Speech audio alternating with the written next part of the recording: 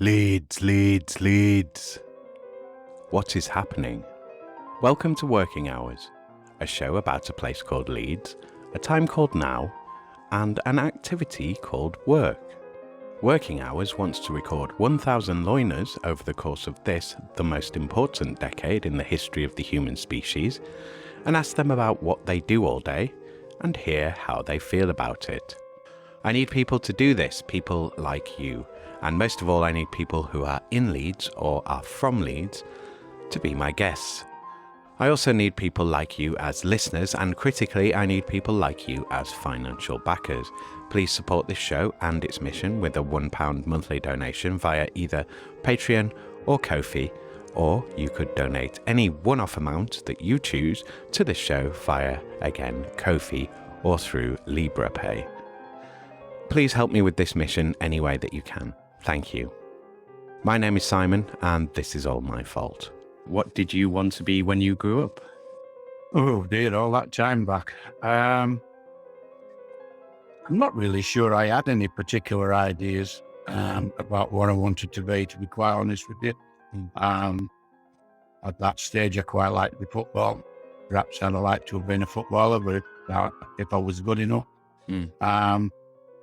But I had quite a strict father that was ex-forces.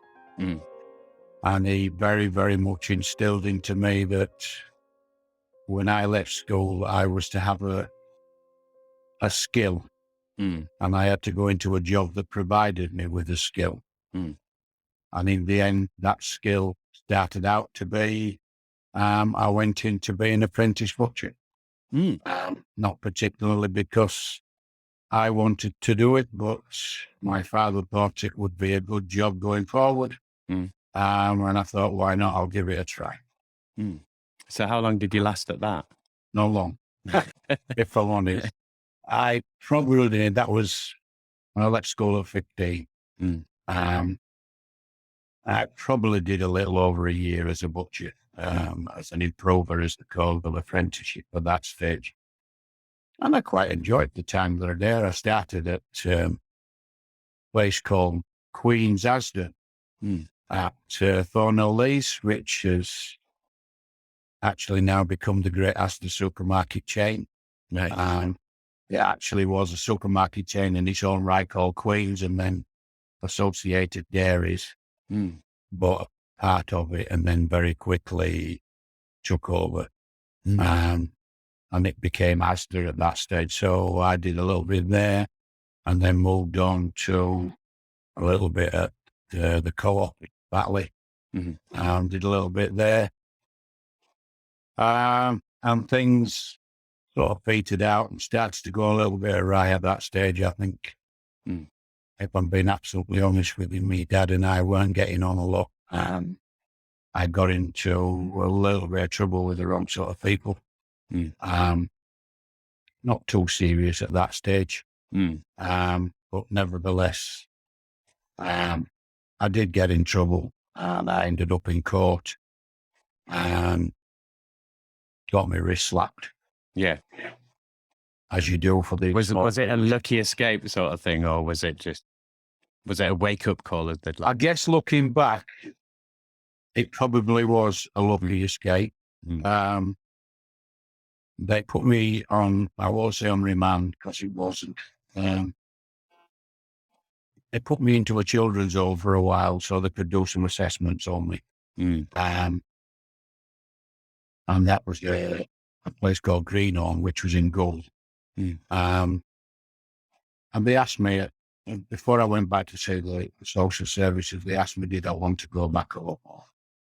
I was probably, I don't know, 16, just gone 16 at this stage. And I made the decision that I didn't want to go back home, because if I went back home, I felt the relationship I had with my father would have probably led me into even more trouble. So I didn't go home. But yeah, I think it was a wake-up call. I'd have gone home. I'm going to be honest and say I probably would have got back into more trouble. And it probably saved me from that. So I stayed in Goal. Met my first wife, or my only wife at this stage, we set up. I went to live with her at her home. They welcomed me in. And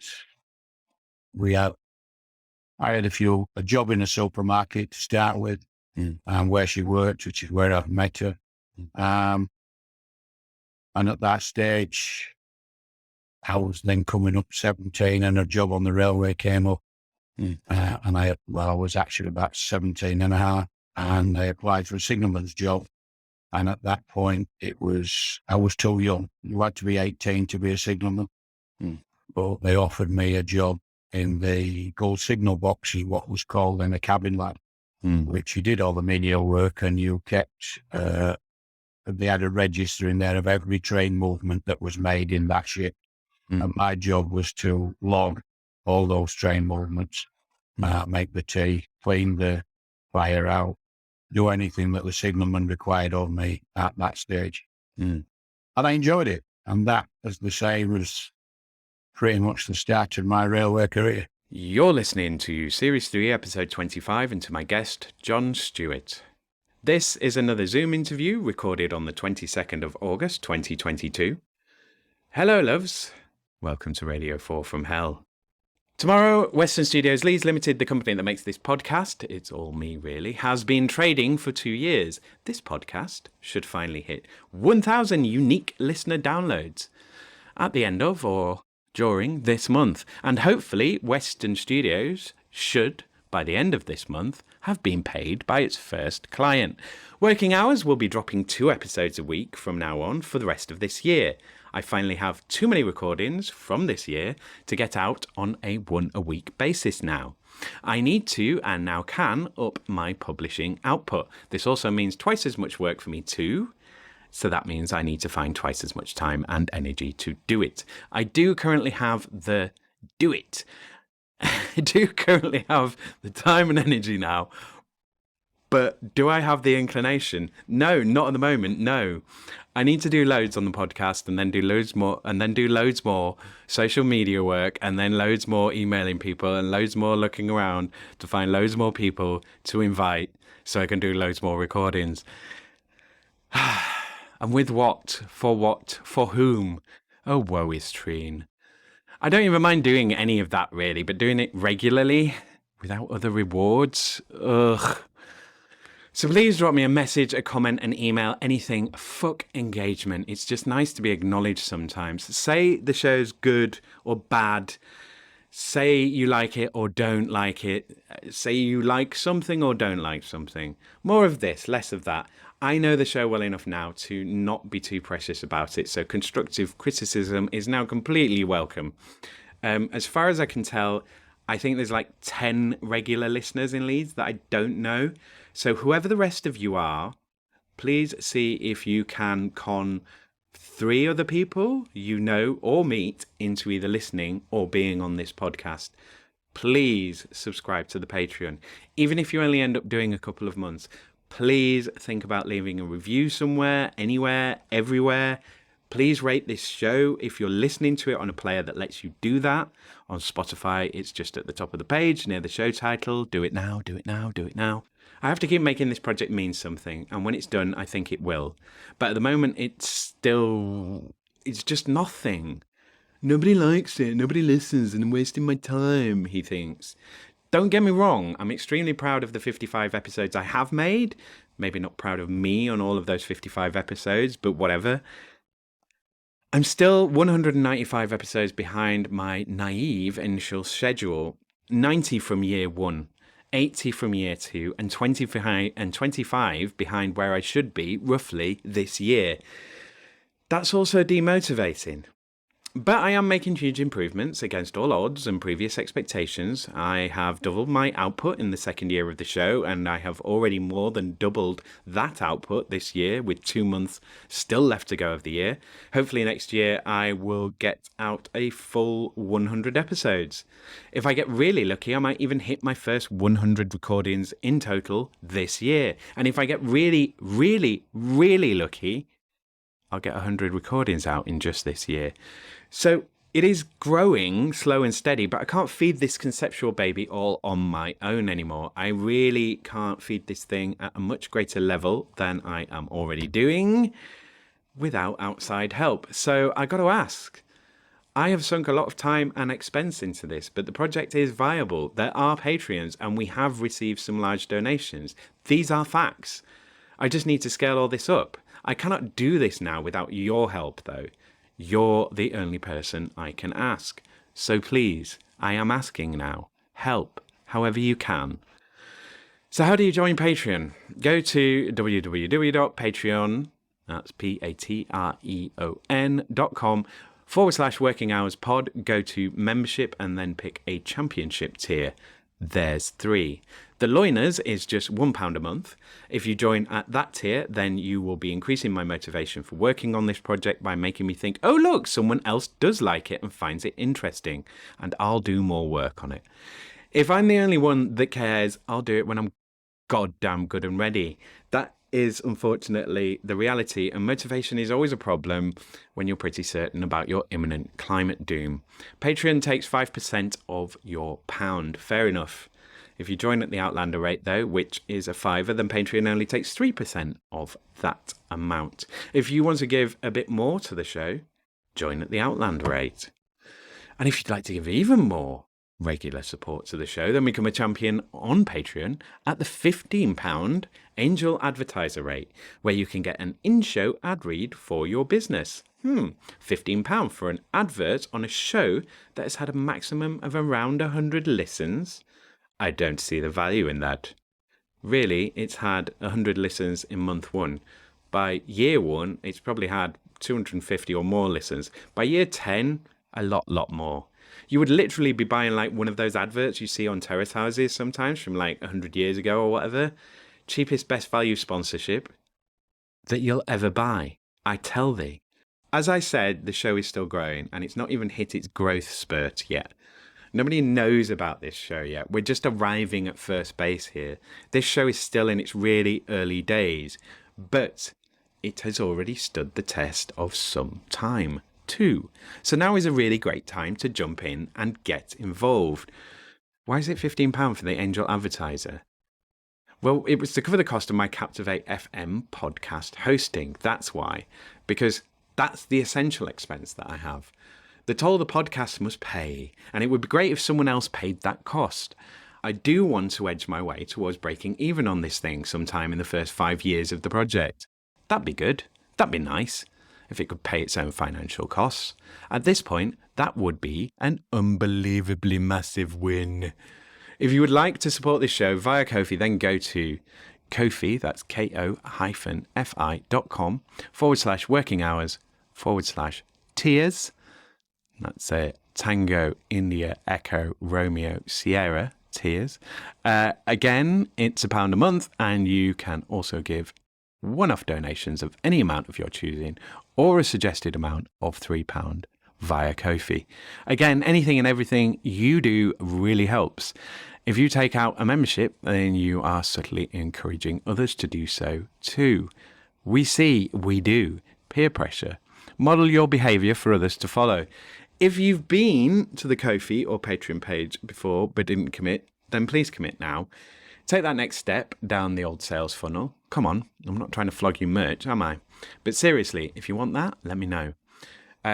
Also, the Patreon and Ko-fi offers at the moment are not great. Like, I'm not doing much on it, but I don't have reason to, so give me a reason to. John Stewart joined the railway in 1969 and became a union rep in 1975. Starting as a signal box register lad, he moved on to Signalman, relief signalman, freight guard and passenger guard. John has also had various positions within LEEDS City RMT Branch. He is the current branch secretary and took voluntary redundancy from work in 2017. I'm not signing out on this one, so I thank John on the recording. Come back on Friday to hear me talk to a carer and performer. But now, please enjoy this episode of Working Hours with John Stewart. Yeah, so my next question is normally, what is it that you are doing now? But you're basically kind of winding up your career at this point. So, I mean, you're still working. But yeah, so what is it that you're doing now? Well, officially, I took voluntary redundancy from the railway. As I say, I started in '69. I took voluntary redundancy in 2017. It wasn't the job, and hadn't been the job that I'd known for many years, I guess, since privatisation. Really said I'd done many jobs, from starting as a cabin lad to moving on to a signalman, moving on to a relief signalman, going on to freight guards, going on to passenger sides. And then I moved back to Leeds because the jobs were being, I was displaced essentially. And there was lots of work at Leeds within the rail system. Well, I was born and bred in Morley, so it was a perfect opportunity to go back to Leeds. And I went back to Leeds in about 86, I think we went back to Leeds. And from then on, I just stayed within the grade of guard on the differing systems. Privatisation made it into city. But privatisation for me killed the railways, to be quite honest with you. It was a family affair. Everybody said it was rubbish, and, the sandwiches were shit and they were always late, and pardon my language. But then had it had the investment that the private companies get today, it would have been a totally different system. So I was coming towards the end of my career as a railwayman. I was getting towards retirement age anyway. And then suddenly some options came along for voluntary redundancy. And I thought, well, if you want to pay me a few bob to leave the job, and I'll be leaving in 12 months anyway, then that will do me fine. So I took voluntary redundancy in 2017. I've been retired, officially retired, for 5 years. The job I enjoyed most in all my years on the railway was the job of a union representative. And I was a union representative from probably about 1975 until the day that I left in 2017. And I took great pleasure in doing that job. I had a reputation of being able to speak and speaking my mind. And I hated the fact that others couldn't speak, and I hated injustice. So I became a rep, and I defended people that I felt needed defended. And since I've retired, I've kept on. I've been branch secretary from the RMT LEEDS City branch for the last 18 years. So I've kept that on. And to this day, I'm still doing union work, albeit not particularly within the companies, but as a branch secretary, LEEDS City branch is the third biggest branch in the country. I have upwards of 1,500 members of all grades throughout the railway. So that keeps me fairly busy, making sure they're kept up to date and they know what's what.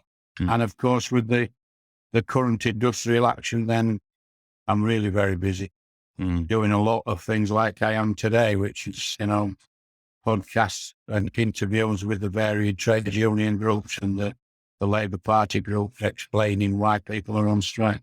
And it's just been a way of keeping my mind active, to be quite honest with you. And I love every minute of it.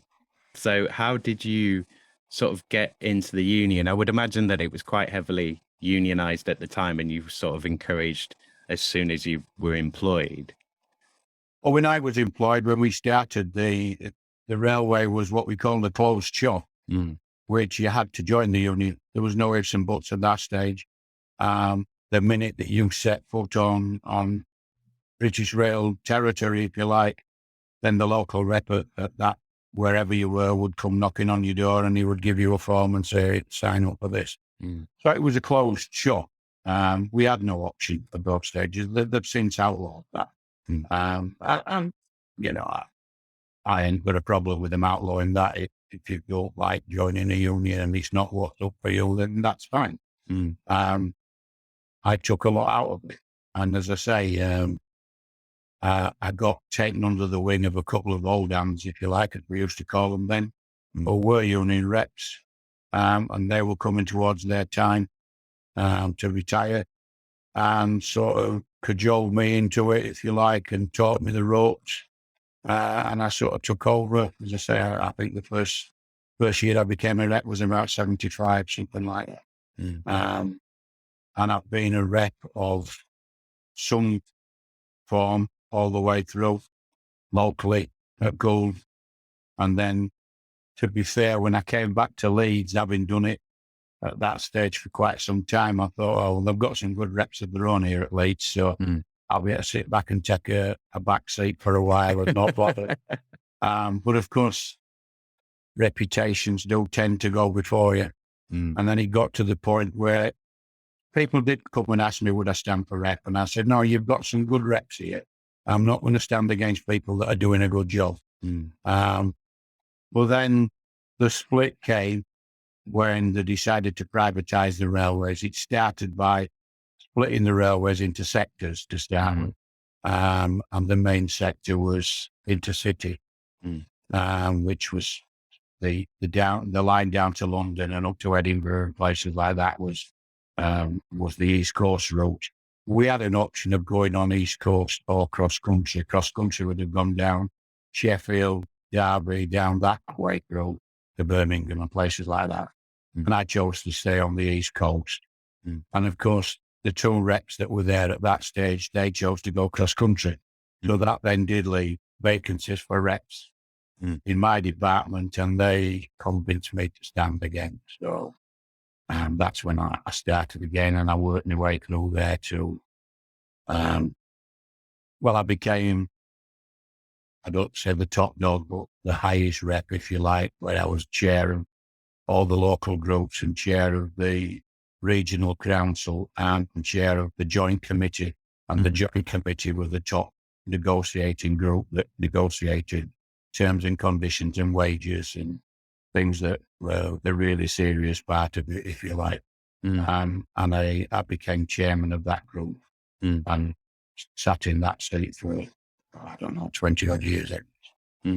So I took a lot of satisfaction out in what I did. And I think the time that we were there, or I was there, and the group of people that were also long-standing reps, we made an awful lot of difference, and we improved people's terms and conditions over the years. So yes, I took a lot out of that. And when you've been doing it that long, it's a bit of a wrench to just leave it alone, you know. So when I retired, I thought, well, it'll keep my mind active, and I'll keep doing it. Yeah, keep your hand in. Well, and as well, there's all the knowledge and experience that sort of stays within the union then as well.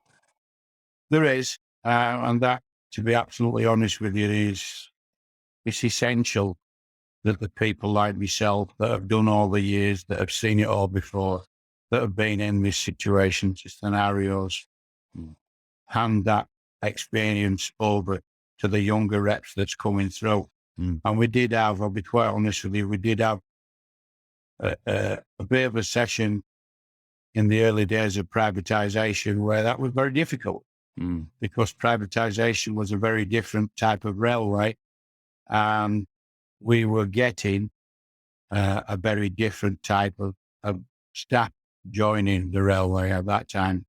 And the younger element, to be quite honest with you, knew very little or if anything about trade unionism. And, you know, you really had to work hard to get those people involved. I used to sell it as an insurance policy. I used to say to them, look, you know, I hope you'll never need me as a representative, but if you do, I'm here. And if you're not a member, you won't get the benefit of that knowledge and that experience because it's simply for members only. But that's your choice. I never said you have to join. I used to say it's your choice always, and I'll respect whatever choice that you make. But I highly recommend that you join. But it was an uphill battle with some of the newer staff, the younger staff. It was something that they'd never ever experienced. And you know, it took a while for a lot of people to understand all the benefits that they did have.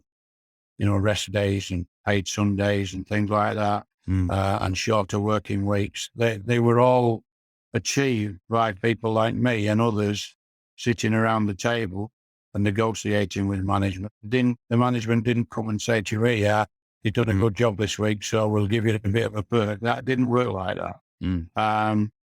So, it was hard at one stage, but towards the end, it was getting a lot better, and we were bringing some youngsters, some good, intelligent, smart kids through that were ready to step into my shoes when I left, and I was confident that those people would do a good job.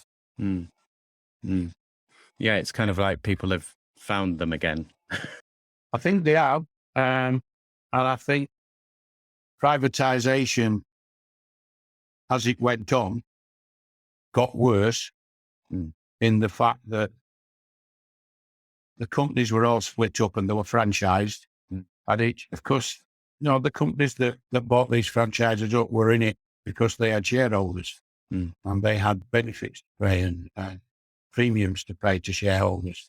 And the only way they could make ends meet and still pay the shareholders at the end of the year was they had to make cost cuts elsewhere. And of course, the biggest cost of an outlay a company have got is the wage bill. So they started to cut wages or started to cut jobs out, and staff were working a lot harder for not much better pay. And I think people started to wake up to the fact that they needed somebody to fight for them, and that was the unions. It was as simple as that. And it's now coming back even more in today's day and age, that people are understanding that unions are not the big ogres that the right-wing press would have you believe. All the unions want is a fair day's pay for a fair day's work. But we're back in the processes now of we haven't got companies to negotiate with. The privatised companies that have made a mess of it, and they've had the franchises taken off them, are being paid to run the services now by the government. And so the government are pulling the strings. And the thing that we have seen very recently is, even though the Tory government put in place a huge threshold that we had to meet before we could call a strike, and the Labour government, although they got in on the platform that all those would be rescinded, they never did rescind them. In fact, and there was a lot of apathy when it came to balloting for things, for pay rises, things like that. People just couldn't be bothered, and they didn't put it in, and they didn't bother balloting and voting. But I can tell you now, that's all changing. The thresholds that were put in place on us was that you had to have at least 50% of those people, or 50% plus one of those people that were entitled to vote, had to vote. And of those that did vote, 40% had to vote yes before you could get a legal strike action of any sort. And not just us, but most of the unions these days, they're absolutely smashing that threshold. We've got a current industrial action going on with 40,000 members. And when we balloted those 40,000 members, the turnout was 89%. And it was up in the high 70s of those that voted yes for industrial action. So people are looking at it now and understanding that, you need to fight for yourself because nobody else is going to fight with. The recent incidents with P&O where they just decided they would stack 800 members. I saw things down there, and they had busloads of security people waiting. Some of them in balaclavas, some of them with handcuffs strapped to the belt, waiting to take the people off that boat if they refused to come off it. And a lot did for several hours, 10, 12 hours. And I think that woke people up to the fact that you've got to protect yourself because nobody else is going to protect you. And, you can't rely on even the laws to protect you because they're not necessarily going to be there all the time. And they're, because... Well, the laws are as good as the people that make them, to be quite honest. And enforce them. Yeah. and I've always been a great believer, we didn't get where we were today without breaking a few laws. But what you're getting now more and more is, and we're seeing it again now with this industrial action, this government in particular, they just, if you don't like what you're doing and you've achieved everything that they've asked you to achieve, and they're still winning, then they'll change the law. They'll bring in a new law, as Grand Chaps and company are already saying they're going to do. Which, he's neither here nor there. He'd be better off spending his time letting. It's not a coincidence that the people that are not under the wing of the government, all the companies that are not under this Great British Railways, all those people have negotiated with their own company management. And 99% of them have come to an agreed settlement. With no strikes, no nothing. And I talk to the top brass. I know Mick Lynch personally. I know all the people that's doing negotiations. I've been brought up with them. And they will tell you quite clearly that a lot of the companies now are disgusted at the way Shaps is handling all this. And they would much rather just go back to sitting around the table and coming to an agreed negotiation. Neither side will ever get everything that they want.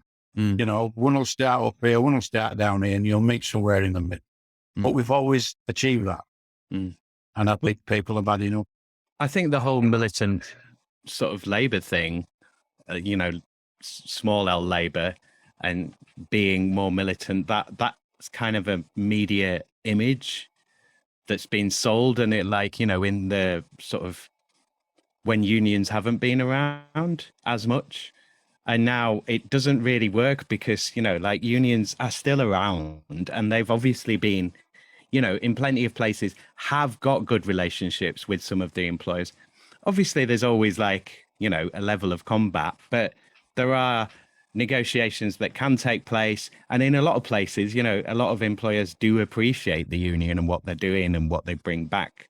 So it's not always antagonistic, And it shouldn't be, to be quite honest with you.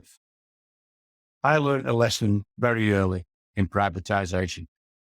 As a younger rep under British Rail, the antagonising that you talk about and the antagonistic meetings that you talk about were there. And there was no doubt about that. And as a young man at 21, 22, to be able to sit down at the table with the hierarchy and the management and bang my fist on the table, which we did quite regularly, because that was the sort of meetings that you would have in those days, and bang my fist on the table and say to the management there, look, this is what we want. You come up with something that will settle this, or my guys are out. It's as simple as that. And in those days, you could do that. And at 21, 22-year-old, to have that sort of power at your fingertips, it could be all-consuming if you weren't sensible with it. And of course, you get a name as you go on if you act like that. And then I very quickly understood that when privatisation came along, that was no longer going to work. You could not go in and start banging your fists and telling them what was going to happen. You had to take a far more subtle approach. And I prided myself on having, much to the disgust, I would say, of a lot of people, of having a very good working relationship with most of the management team that I had to negotiate with. And that came out of a more sensible, toned approach of negotiating and not banging your fists on the table and not telling them what you were going to do. That mean to say that you didn't have to let them know that you were serious about what you were doing. And yes, at the end of all this, if we can't come to a settlement, then there is a very strong likelihood that strike action or overtime bans or whatever may well take place. But it was a very, very different approach when privatisation came in, and I very quickly had to adapt to that, as a lot of my reps had to do. And some fell by the wayside because they couldn't adapt to that. as unfortunately did some of the managers as well, because they were also ensconced in this "you'll do as I say, I'm your manager" type attitude, and that doesn't work well either. So I quite prided myself on the fact that I was quite well respected within the industry, and certainly within the companies that I worked for, because yes, they knew full well that if I got annoyed, then I wasn't to be messed with. But equally, if we'd reached an impasse, I was able to go away and try and talk some sense into the guys that were not playing the ball, if you like, you know what I mean? And I think in the end, if I'm honest, that was a far better way of doing it. And I quite enjoyed it much more than knowing that, if I said we're out, we're out, because nobody wins in those situations. Nobody wins by going on strike, Yeah, because obviously you don't get paid. No, the workers lose that money. And it doesn't matter what deal that you've come up with at the end of it. You never recoup what you've lost, ever. So, it obviously is an absolute. And I have been involved in that many strikes, I'll be quite honest with you, over my years. You know what I mean? So people do have to understand that it is a very last resort if we get to where we are currently. Because even so sort of Bob Crow had his own reputation within the media of being, a sort of more militant union leader. But even then, most of the actions that I can recall were sort of locally based in London. It was kind of like, if we do the action in London, that's enough most of the time. So, I mean, this, I can't think of another large railway strike of this size. Well, there hasn't been one, I'll be quite honest with you. Bob Crow was a very great friend of mine. Me and Bob used to get on quite well. For me, he was the greatest trade union leader we've ever had within the RMT. Yes, he had this image of being a bit of a wild man and bringing people out on strike. He didn't bring many people out on strike, did Bob? Because Bob knew that if you could talk your way out of it and still get a reasonable settlement, then that was far, far better. But they also knew Bob would not mince his words. If he thought you were wrong, he was going to tell you that we're wrong. He was wrong. And they also knew that Bob says, we will be out on strike. We will be out on strike. End of story. But he didn't want that anymore. If people knew Bob privately, Bob was a very, very private man. And he was a very quiet man in his own skin, if you know what I mean. He used to come along and do long service award presentations for us. For the members. He loved his members. He absolutely loved his members. And he would do all for his members. And he would travel the country to hand out long service award medals, because he knew that it meant a lot to people for him to hand them that long service award and to speak to them. And he would do that. And he would stay and have a pint afterwards and talk to people. But you could guarantee this, by midnight, Bob was gone. And he wouldn't come round and say goodbye to everybody. He would just quietly leave and go back to his hotel and go about his business then, and you wouldn't see him again. Because that's what he was like. He had his limitations. He came and did his bit, and then he went. And a lot of people adored the guy for that. And he was a very dry comedian. And he had lots of retorts for lots of people. And he made some people look very small when they tried to make him out as the working class hero, if you like that, no brains. Well, Bob had lots of brains. He didn't get up to where he was without having brains. He was a very astute man and a great loss to us. And far too soon he was taken. A lot of respect for Bob. He used to call me the Yorkshire, Bastard. He used to call me that, because he was a Millwall supporter. And of course, up here at Leeds, and he used to come up and watch him, and invariably there was a ruck, with the Millwall fans and the Leeds fans. We had a great relationship, really did. And only some truer man I've never met in my life. What's it like working on the railways? I mean, obviously it's changed, but were you, is it one of those sort of rolling hours shift work? Did you have regularity? Could you plan things? did you have to do loads of hours, or is it good work-life balance? Like, what was it like?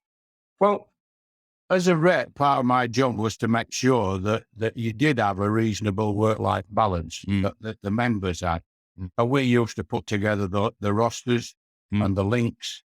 I loved it. I'll be quite honest. Yeah, you had to like shift work because it was a 3-shift pattern. It was earlys, afternoons, and nights, depending on which particular job you did. Some did more nights. There were others. There weren't many. They didn't run in this area. They didn't run many through the night services, if you like.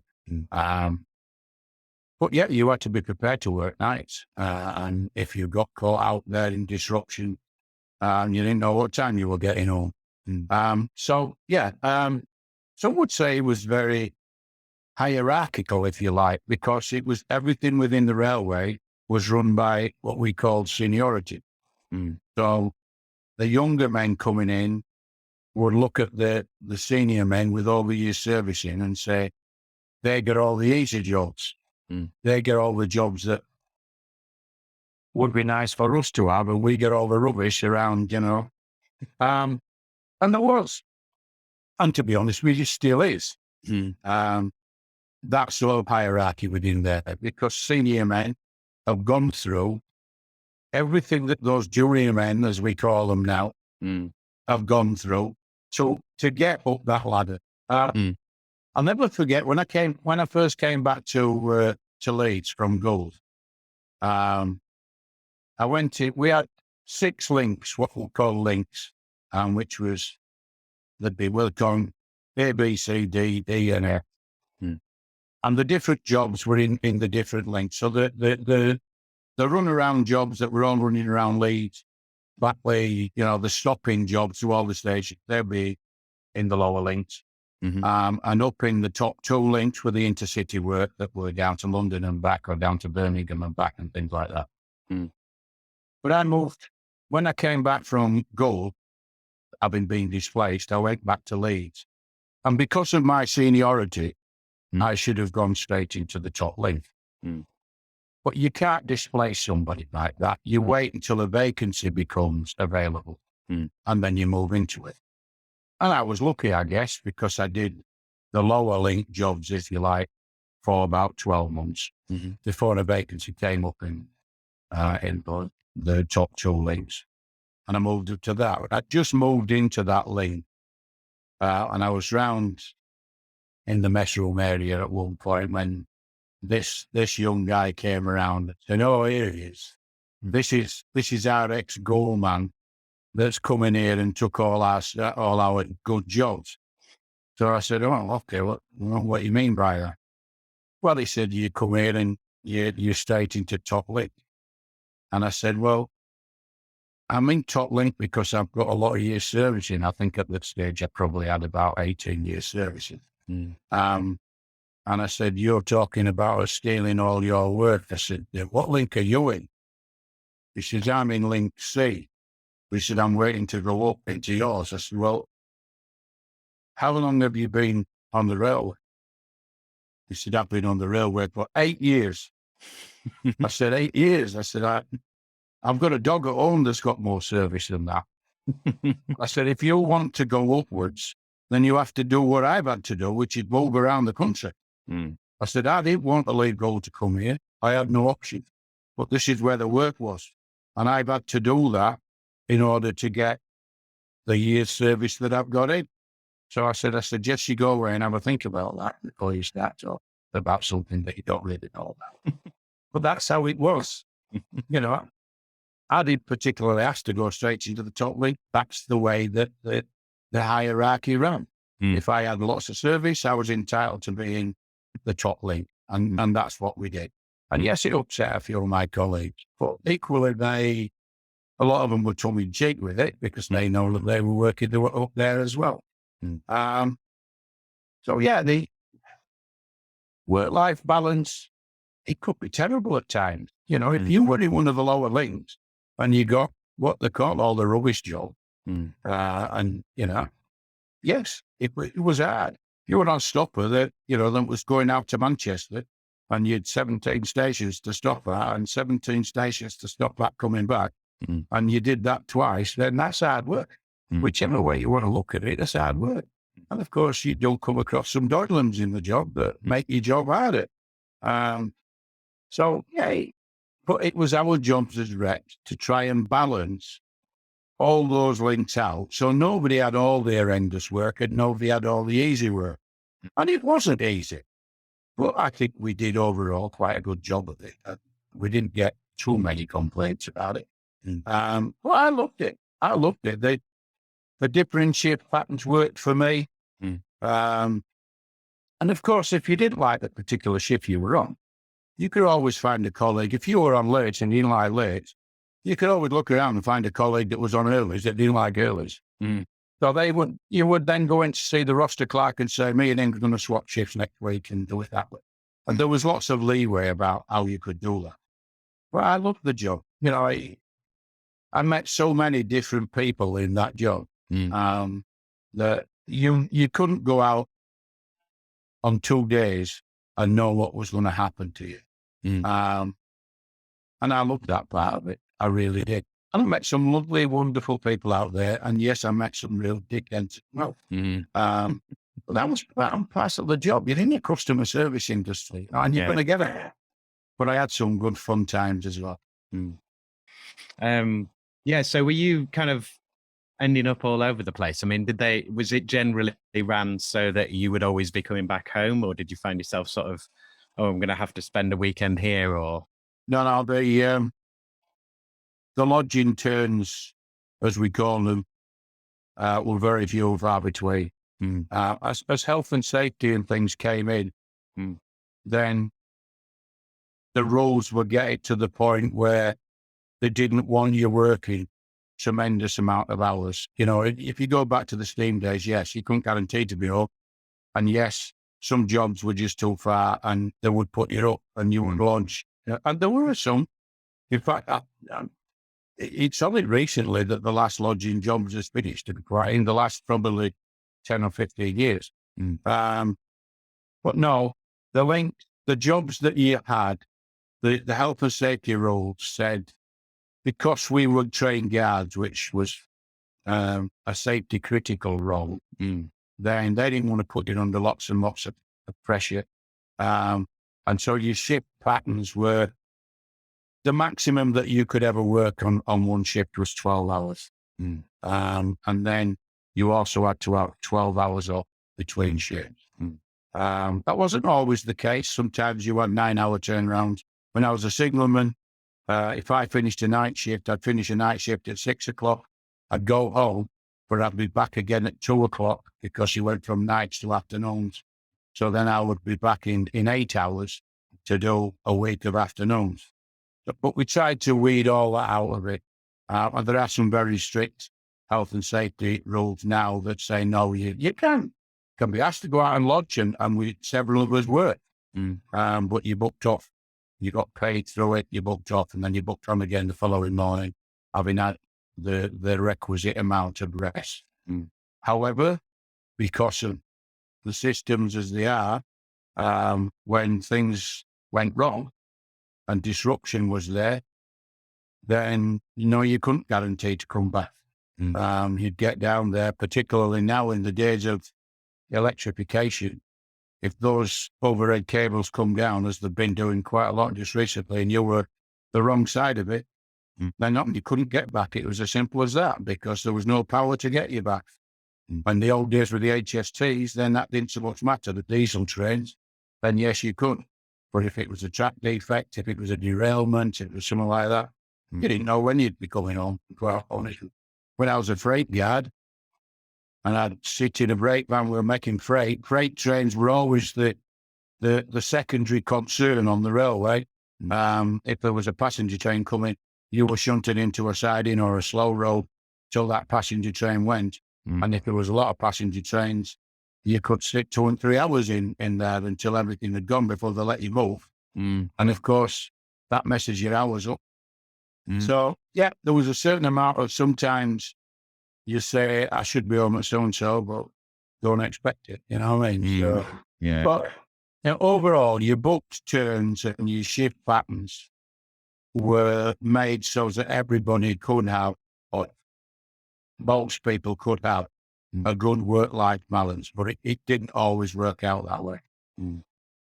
So you mentioned electrification, but one of the things that I'm thinking of as well is, you sort of mentioned when you were starting out is in signals that you were taking notes of all the trains. So obviously you're doing all that logging by hand, I would imagine at that point. Yeah. Yeah. So seeing the kind of computerization come in, like when did you kind of notice that or become aware of it, or when did that kind of change for you? Well, it's not all that. It's not something that's really, really new. To be quite honest with you, when they gold signal box, and that was, as I say, I started in gold signal box in 69. I was signaling around there through the 70s, and gold signal box was transferred into what they called the power box, which was run by electronics. It was electronics. There was no pulling the levers as I used to do when I was a signal in the early days. They pulled a switch. Everything was electrified.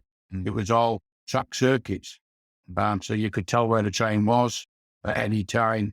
So that's not new. That was they were doing that back in the 70s. The new signaling systems, the new track layouts and things like that, electrified signals rather than semaphore signals. That's what speeded up the railway. And yes, once change came, it came very quickly. Technology took over a lot of it. Trains got better. Steam trains, obviously, run their course. You then went on to diesel trains and then electric trains. Electrification of the East Coast Main Line took a long time to do, but yes, it increased. I say this tongue in cheek because a lot of passengers that are traveling at the moment would disagree. It increased the reliability of things. It increased the speeds that you could reach. Not particularly the top speeds, because it's 125 mile an hour railway that we have. That's the top speed we'll get in this country. But time was saved by acceleration and braking speeds. Acceleration speeds on the electrics are phenomenal. The braking systems have got far better. So if you can speed it up and stop it quicker, you can only have a certain amount of trains on a certain amount of track at any one time. But if they're all running a little bit faster, then you can save minutes on your timetable like that. And potentially have to get it round the route again. Yeah, absolutely. So, technology came in and it made some huge strides, particularly within the train as well. Customer satisfaction within the newer trains, except the seats on the newer Zoomers, they don't like them. They're not very good. But yeah, electric trains coming on with electrified doors and things like that. I mean, as a guard on a diesel HST train, you were spending a lot of time walking up and down and closing doors after passengers, or closing doors that a passenger hadn't closed correctly. Yeah. Once you got that sorted out and you got central door locking on them and things like that, then it all speeds things up and makes the journey quicker and more reliable. But then the other side of that coin, of course, is electronics could go wrong. Circuit breakers could, do silly things. And then you get a breakdown in the train such as that, then you've got to find what the fault is and how to correct it. So it swings around about. Yeah, the modern railway, and it's going to get far better than that now. They're bringing in computer-run signalling on the East Coast Main Line, and they've already trialled it some, and then they'll be bringing it in the next couple of years, I suspect, where I won't say the driver will be redundant, but certainly it'll be a computer that's telling you what he's doing and what he shouldn't be doing. And they've pretty much got that on the electric trains now. It's all very much computer-led. But yeah, technology, we have to adopt to technology, not just in trains, but in ticket machines and everything, the whole system. Did it make it any better? I guess overall it did, but equally, we talk about electrification and those wires they haven't stood the test of time, we've got to be honest, because they fail more regularly and they seem to be brought down, as we call it, more regularly. We've had some horrendous days of disruption just recently, because if a train that's doing 125 mile an hour across, where the wire's just running on the pantograph, that's all it is. It's just running on the top of a pantograph, and it's sending the electric through to the train. If something goes wrong and there's a break in that, the train doesn't stop in 100 yards. So the fact is that those wires will get wrapped around that pantograph if it's still there. And you might bring 2 or 3 miles of overhead wires down. And that takes some replacing. You don't do that in an hour, you know what I mean? So when it goes wrong, it's horrendous. Unlike the olden days when, all you got, the worries that you had then was the wrong type of snow and the wrong type of leaves and things like that, which everybody made a lot of fun of, but were very, very legitimate problems. And people just didn't realise it. I took part in a TV documentary called The Yorkshire Pullman some years back. They was with us, a couple of guys were with us for 16 weeks on the Yorkshire Pullman, which was the train at that stage. It was the train, the first train that did Leeds to London sub 2 hours. And they came along and did a documentary, in which I played quite a large part in it, let's put it that way, basically because we were doing pay negotiations as well at that stage. Right. Throughout that, and they got interested in the union side of it as well. Yeah. But also we had some very bad weather through that, and we did get the wrong type of snow. And the wrong type of snow basically just meant is the very fine snow that came down. And of course the breathers on the side of the locomotive that let air in to circulate around, the fine snow was going through those and piling up within, and then they were causing electric shocks. And that's what was actually happening. And it's the same with leaves on the line. People don't understand that when the autumn comes and all the leaves start to fall, and sometimes you'll be going through a cutting and all the trees either side, all the leaves will fall off and they'll drop onto the line. And then when they die off, they become like mulch on the top of the rail. And the braking system stops the wheels. Well, then what it does is it stops the wheel turning. Then it comes across these leaves that are turned to mulch, and it's metal on metal. And all it does then, it stops turning, but there's no adhesion to the track. So it just slides. And it's sliding on this mulch, and it just keeps on going. The number of times I've run, or not me, but the driver has run the train through Woodlesford Station, because that was in a cutting. And you could tell the minute he starts to put his brake on, we weren't going to be stopping at Woodlesford Station. So everybody made a joke of that, but they were really serious problems. Most of the early locomotives, and some of them today, still have what we call sanders on the front. And they have a pipe that leads directly onto the rail head. And you used to put sand down. You could press a button and it would put sand down. And that gave adhesion on the rail track between the rail and the wheel, and you got some grip then.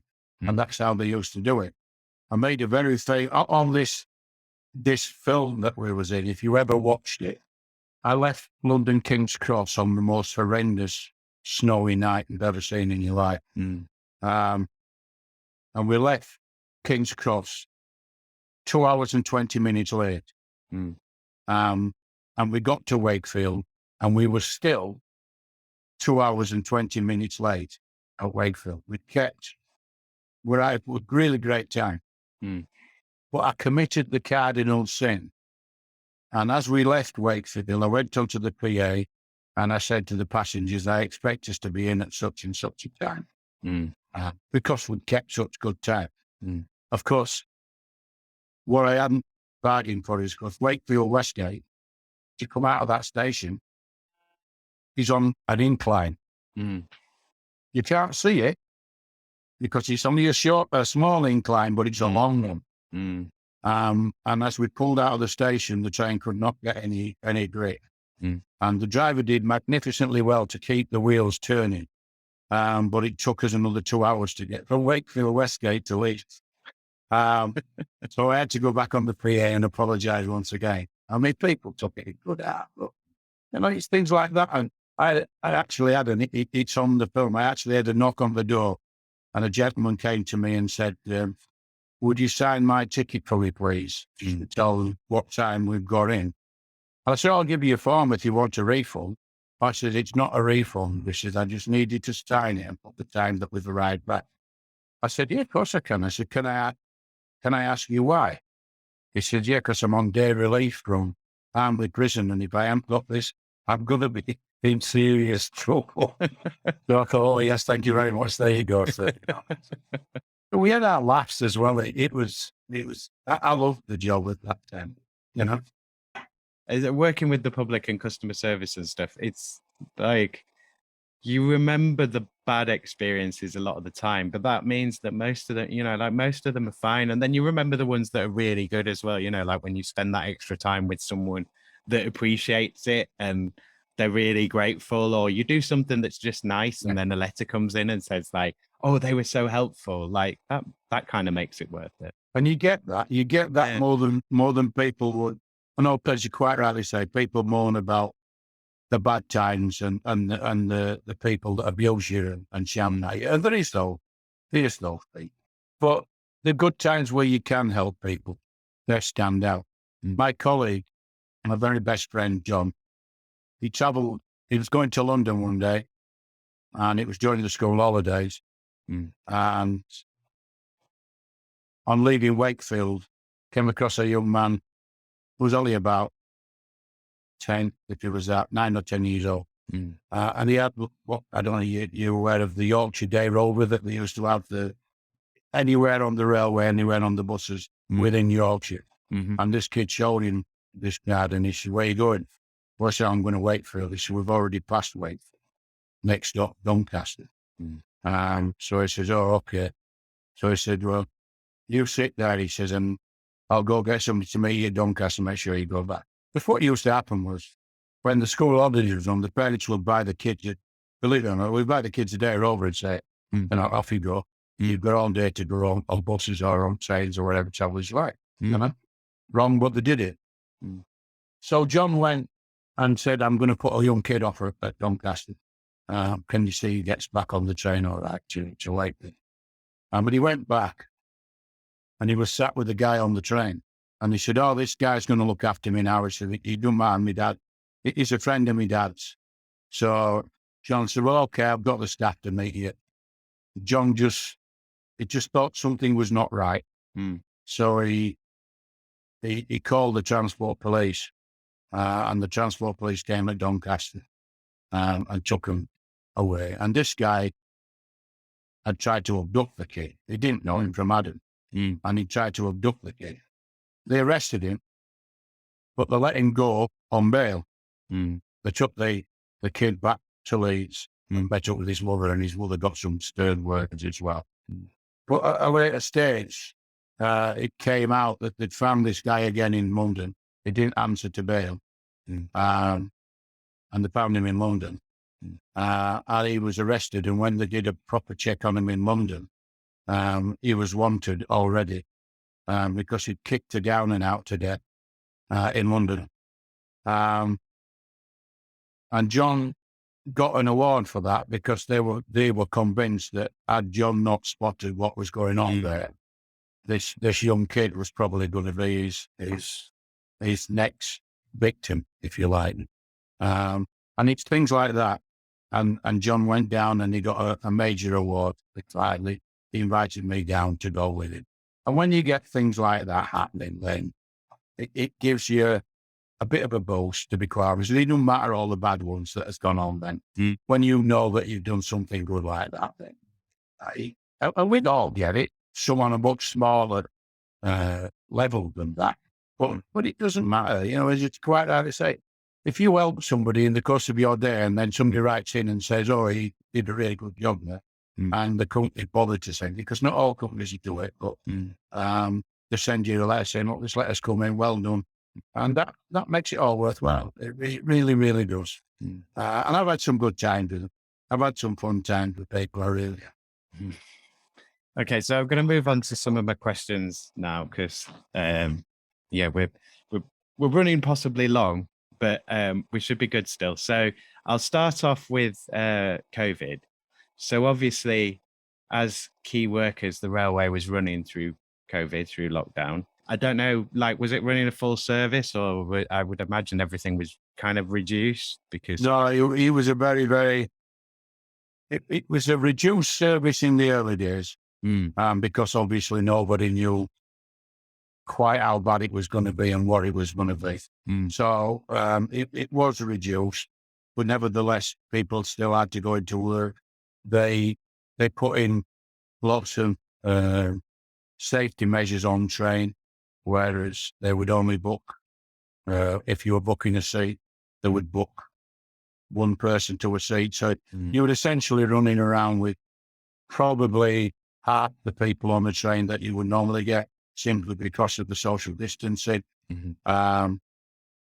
They had to put special screens up on the catering buffet and things like that, in order that you had a screen between you and anybody coming to the buffet. You wore the masks and everything else. So yeah, they took all the safety precautions, and as those safety precautions got better, then yeah, they increased the services slightly. But hundreds of thousands of staff were still going out there, putting themselves at risk, because you still got the people that didn't want to wear a mask. You still got the people that didn't want to social distance. And you had to deal with those people.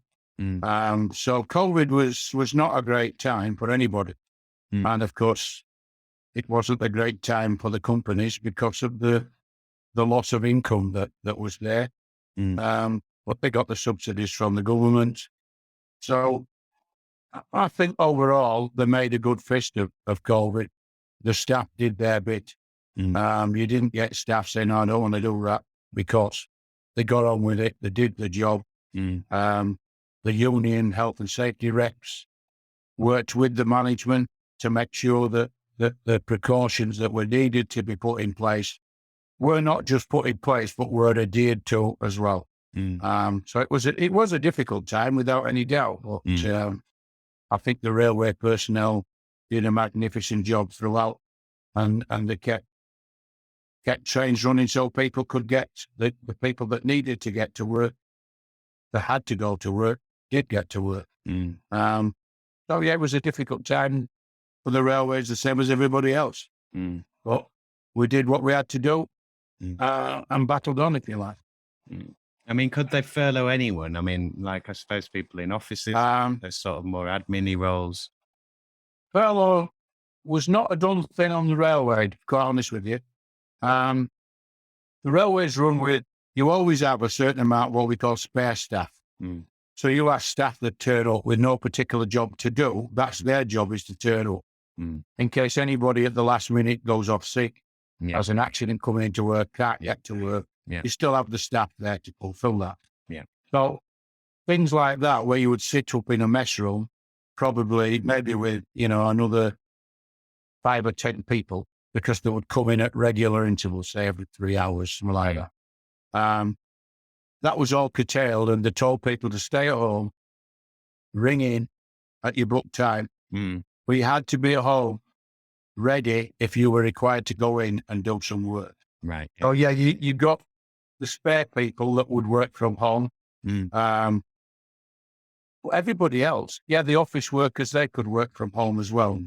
But furlough, was anybody stood down on furlough? No, they weren't. Everybody had a job to do, and they did it. Yes, it might have meant that they did actually have to come into work, but they had to be on call at the end of their phone in case they were needed.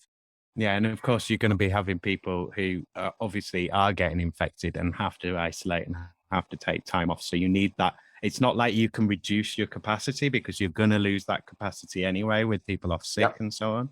Now, we did have lots of staff that were smitten by it. And of course, they had them to stay at home. and were not allowed into work.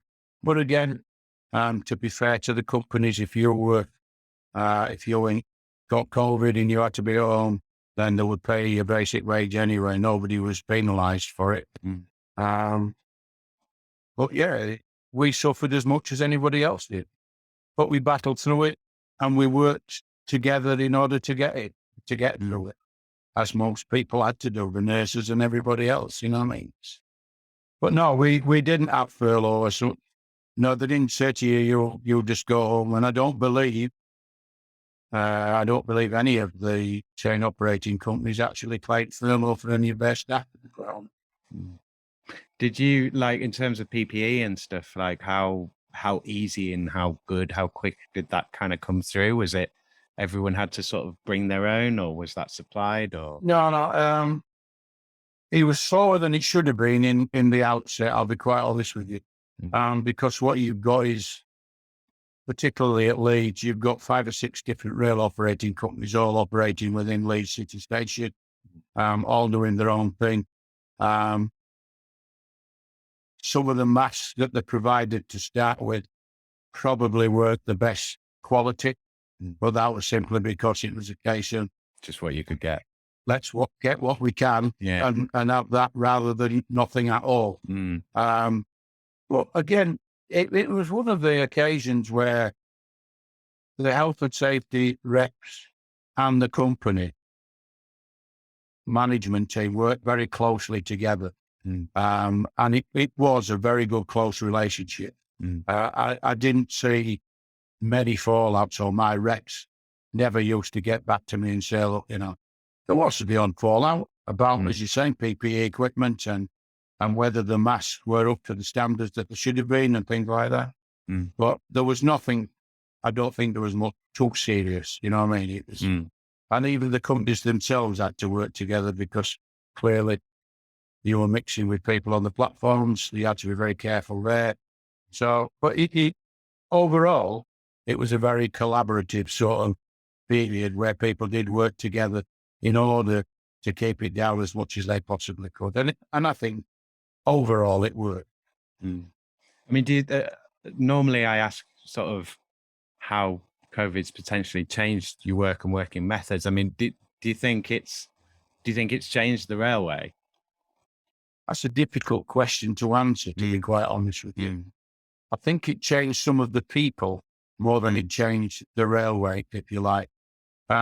It made some people very fearful, and it made some people, even when it was terminating towards the end and people had had their injections, and the sanctions were being lifted and things like that, we still had an awful lot of people that had suffered illnesses that they perhaps associated with COVID, even if it wasn't COVID.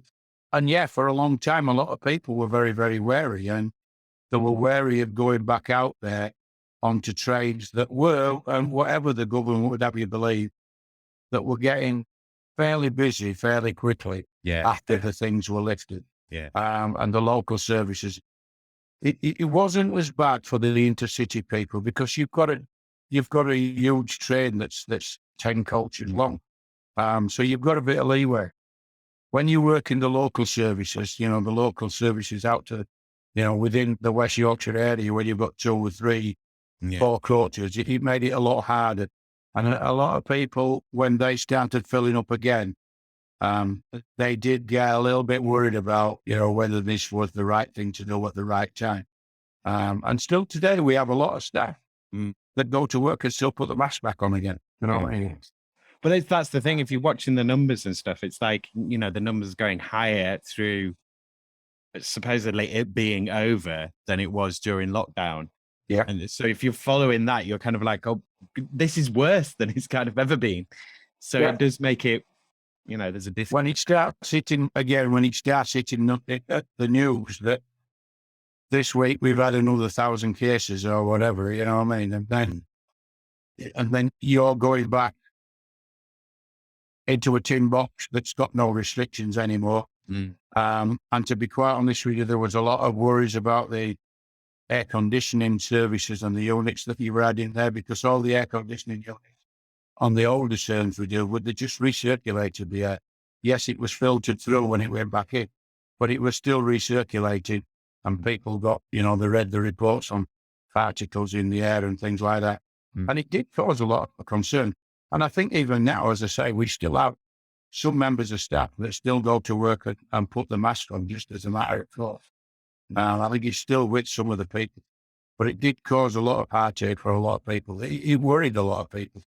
Particularly some of the younger element. Yeah, there was that woman that died early on as well. The train, it was a train guard, I think. It was someone within the rail service. Yeah. Someone had spat at her and gave her it, and she died from it. Yeah. There were several all around the country that had contacted it in the early days before we'd actually got to the point where, look, we've got to do this. You've got to put a mask on. You've got to do it. It was too late for those people. Yeah, it was like... It was sad, but... Because obviously, well, the people working in hospitals, they've got, they have that awareness and the knowledge of the PPE and stuff. And then in the early days of that wasn't really widespread, and it was kind of... So there was I remember a lot of transport workers were getting ill, and were a lot of the people that were dying of COVID in their sort of early death. Yeah. That's how I remember it anyway. Well, there was, without any doubt. And we had a lot of people that were vulnerable, not because of COVID, but were vulnerable to COVID because of the moral illnesses that they had. And we had to take, extra special precautions for those sorts of people. And to this day, we've still got some people that are very vulnerable to it, and are still not back at work fully, because of the fear that they've got that it hasn't gone away as much as people would say. That's going to take a lot of getting over. We'll do Brexit first. So, obviously within the last couple of years, we have now Brexited. Have you noticed... obviously you retired from the railways, but in terms of your engagement through the union still, like, have you seen a change in the railway as a result of Brexit? Like, and has that change been good, bad, neutral? If I'm honest, I really didn't do much train work when we came out of Brexit. I'd already finished by then, or very nearly finished by then. I guess I've not had anything reported back to me as a rep that I think, or as a branch secretary, that people have come and credited directly to Brexit, if you like. I can't talk for the people down in London and places like that, because they may well have been affected by it differently in the capital. But I've got no comments really that I could give to you that says Brexit has made this difference to me or to my colleagues at work. Obviously, the numbers of people that would normally be coming into the country as tourists and things like that, but that's been more affected by the COVID than I could say to Brexit, to be quite honest. So no, I can't honestly say that Brexit, that I could comment on, that has changed anything as far as we as railway workers are concerned. Yeah. Train parts, maybe. Importing train parts and shortages of things. When the Hitachi trains first came in, and I was on the working group in the early days that went around, when I first saw the Hitachi train, it was a mock-up in cardboard, to be quite honest with you, in places.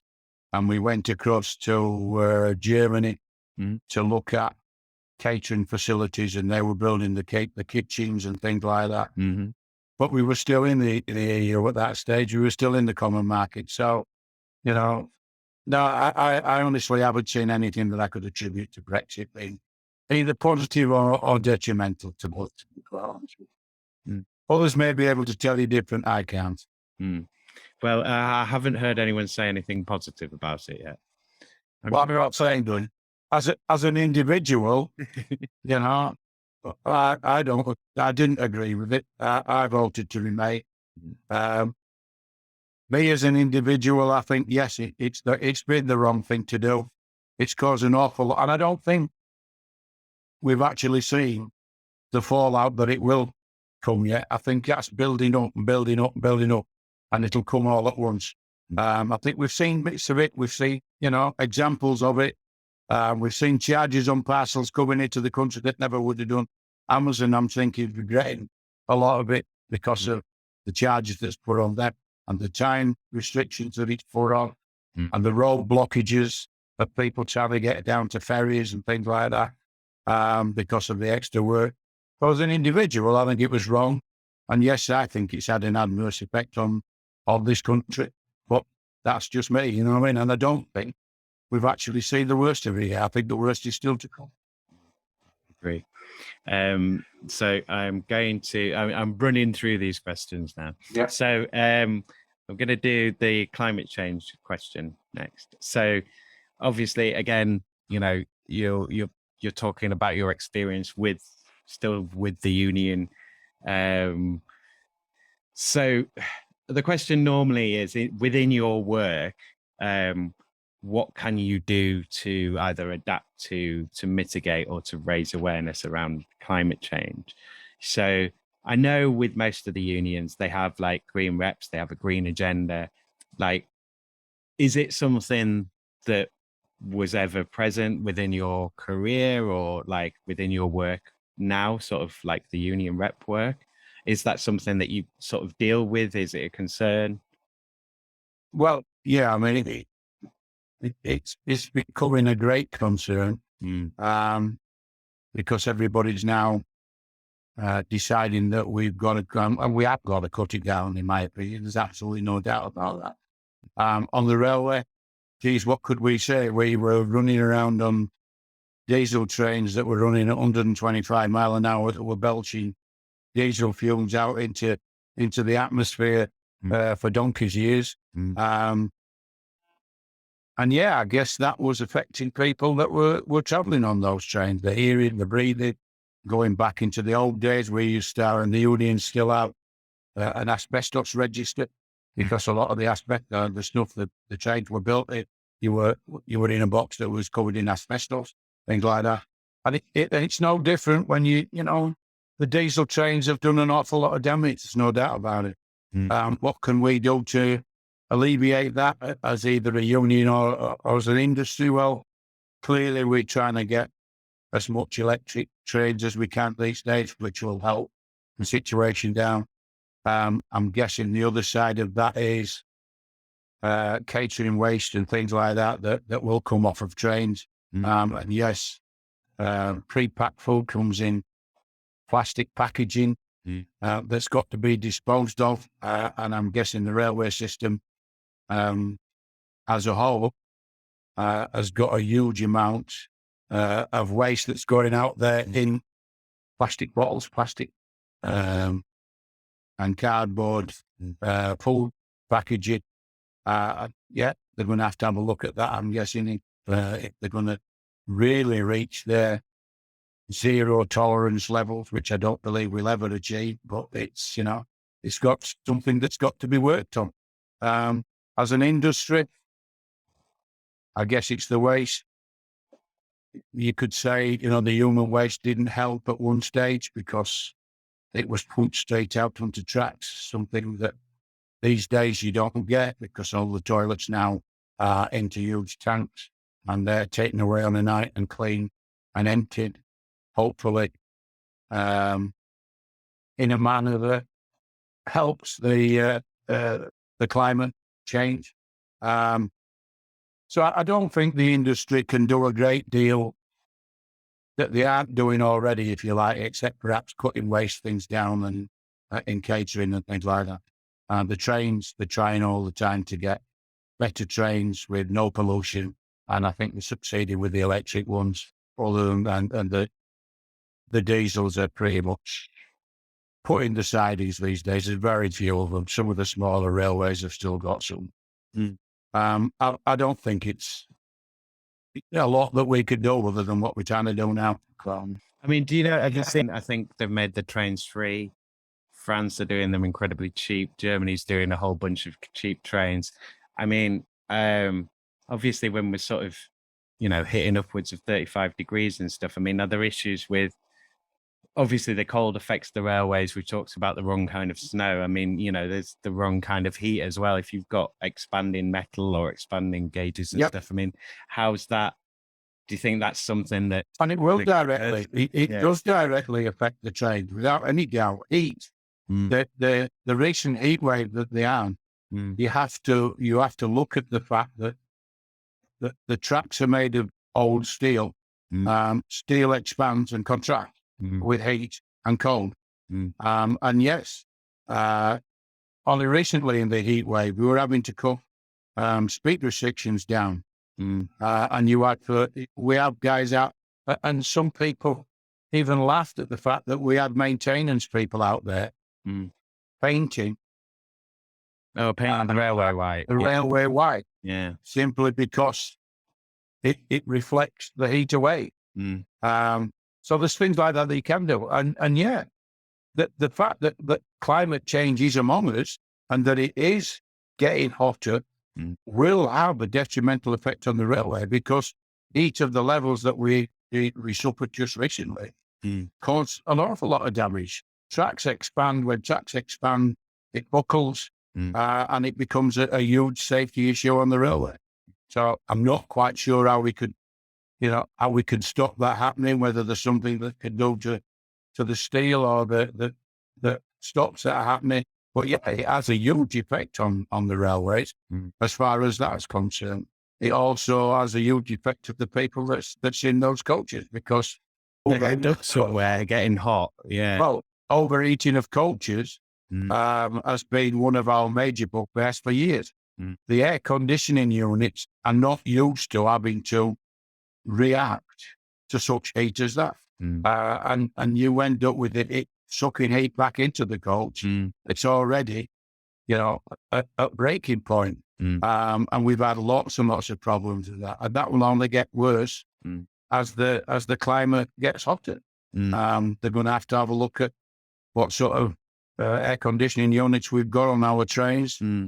And you're right, you're quoting the European railways at the moment, and certainly after COVID and things like that, they've decided to cut fares considerably, make trains free for shorter journeys.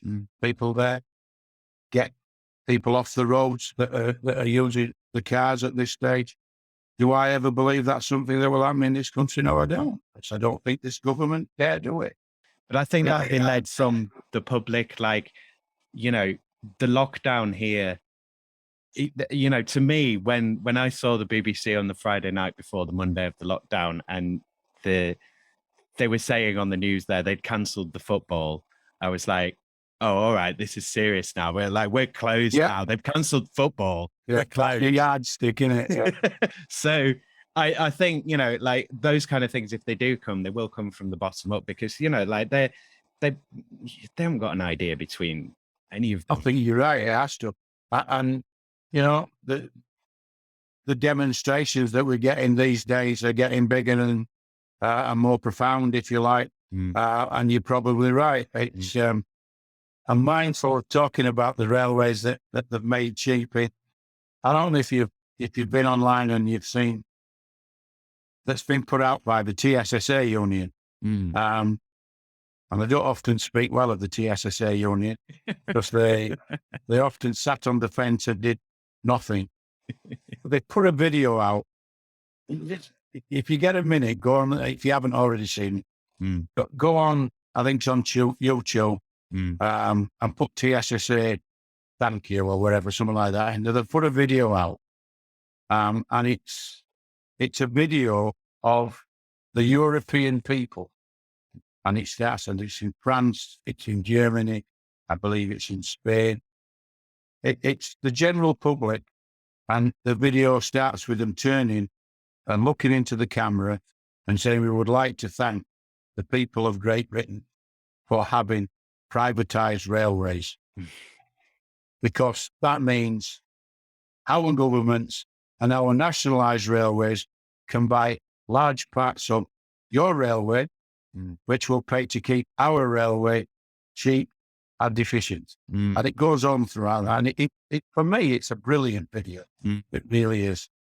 And as you say, we're getting to the point where we might have to consider doing that, but they won't, because they've got shareholders to pay. And put cheap tickets is not good. So then I suppose you could go back and to I just switch this light on and then yeah. Yeah, I think it goes a little bit back to the Brexit thing then, though. So, because, if you've got utilities and railways that are owned by European companies, and the whole thing is like, we're out of the EU. Oh, but like our utilities and our railway are still funding and subsidizing their utilities and railways.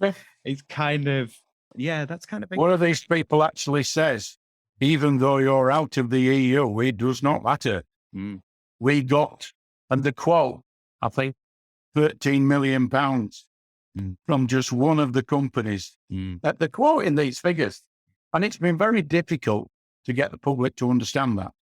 That, our privatization is subsidizing their nationalized railways abroad. That's where the money's going.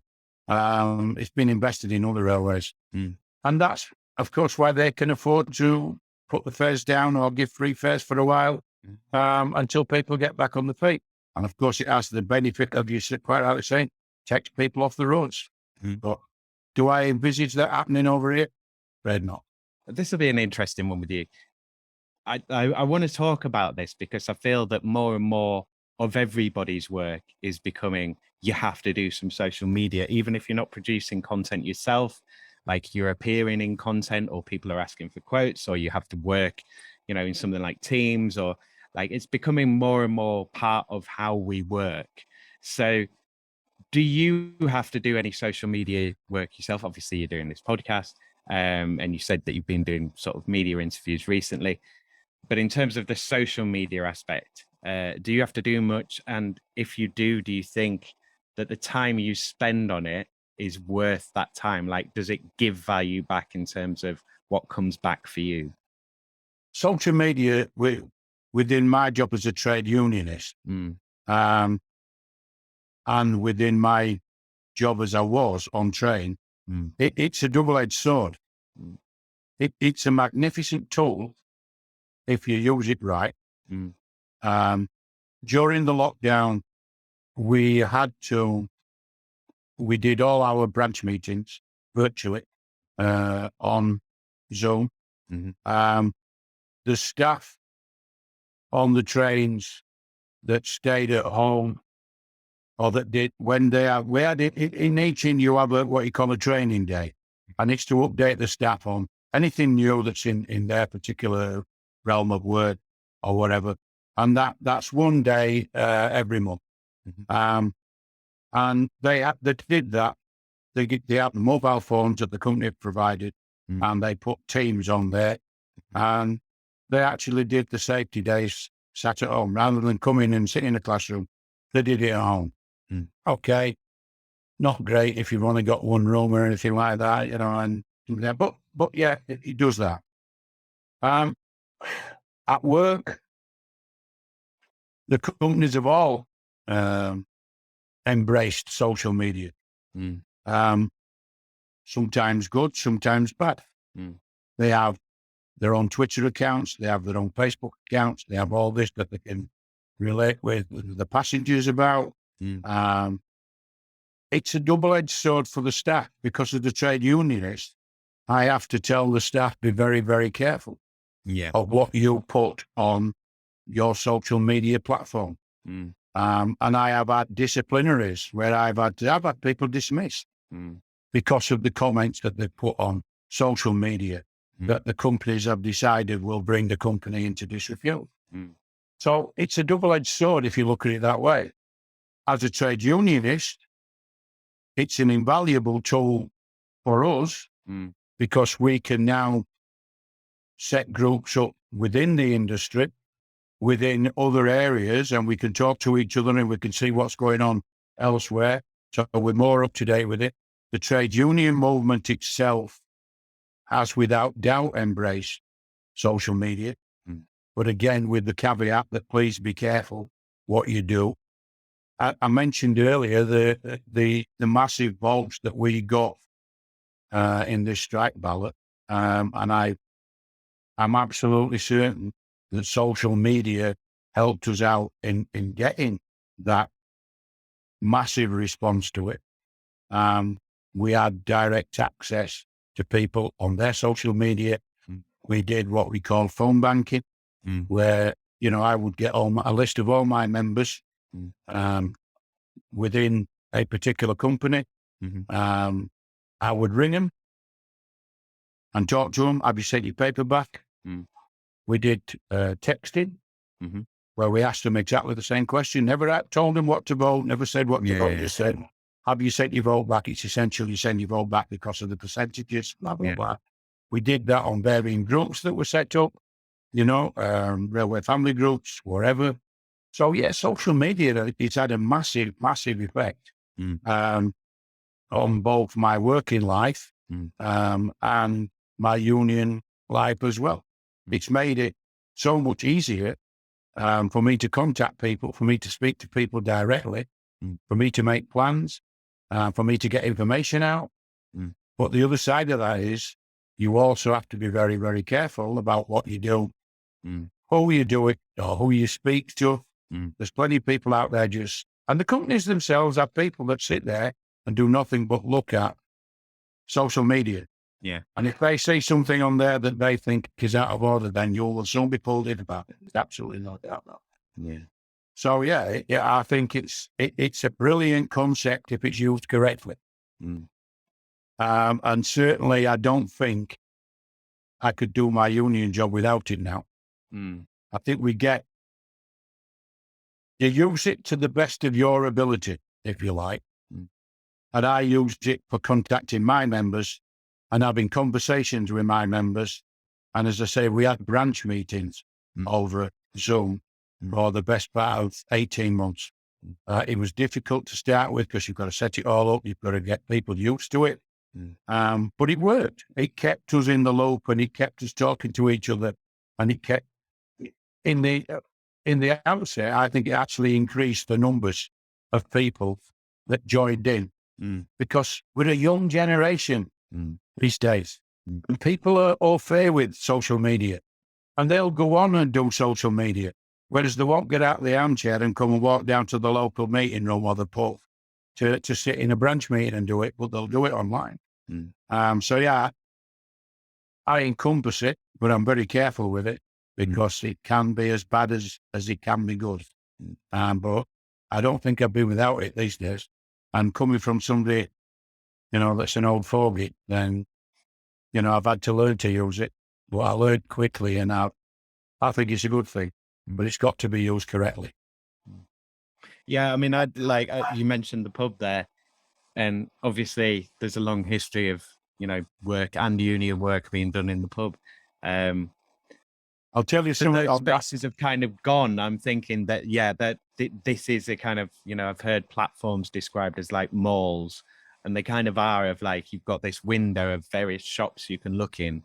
So it's quite a good organizing space for you. Well, we can do it because we actually still do, where necessary, hybrid meetings. We do now meet back in. I don't think you can have a better meeting than face-to-face with the guys. So they can say what they want to say within the confines of that place. But we've carried on. We have some people that have got problems that don't allow them to go into pubs, or have had problems that don't allow them to go into pubs. But we struggle to get a meeting room that's not in a pub these days, to be quite honest with you. But we have decided that we'll use a hybrid meeting now.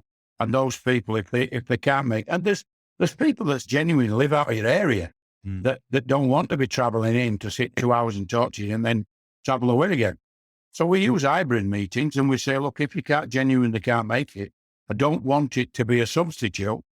But if you genuinely can't make it and you want to take part, then I'll set it up and we'll have a hybrid meeting. It's, it serves its purpose without any doubt whatsoever. And, I don't think we'd have had the success that we've had in recent ballots or things like that without it. It's as simple as that. A very simple, quick way of getting your message across. Yeah. And getting it to the right people. Correct. Yep. Okay, so we'll crack on. Where are we up to? Let's do UBI. So universal basic income. And you can think of this retroactively as well if you want. But if you had a universal basic income, would you have still done the same job that you did? Would you have done it the same way? And how do you think a universal basic income would have affected your work? What do you mean by that?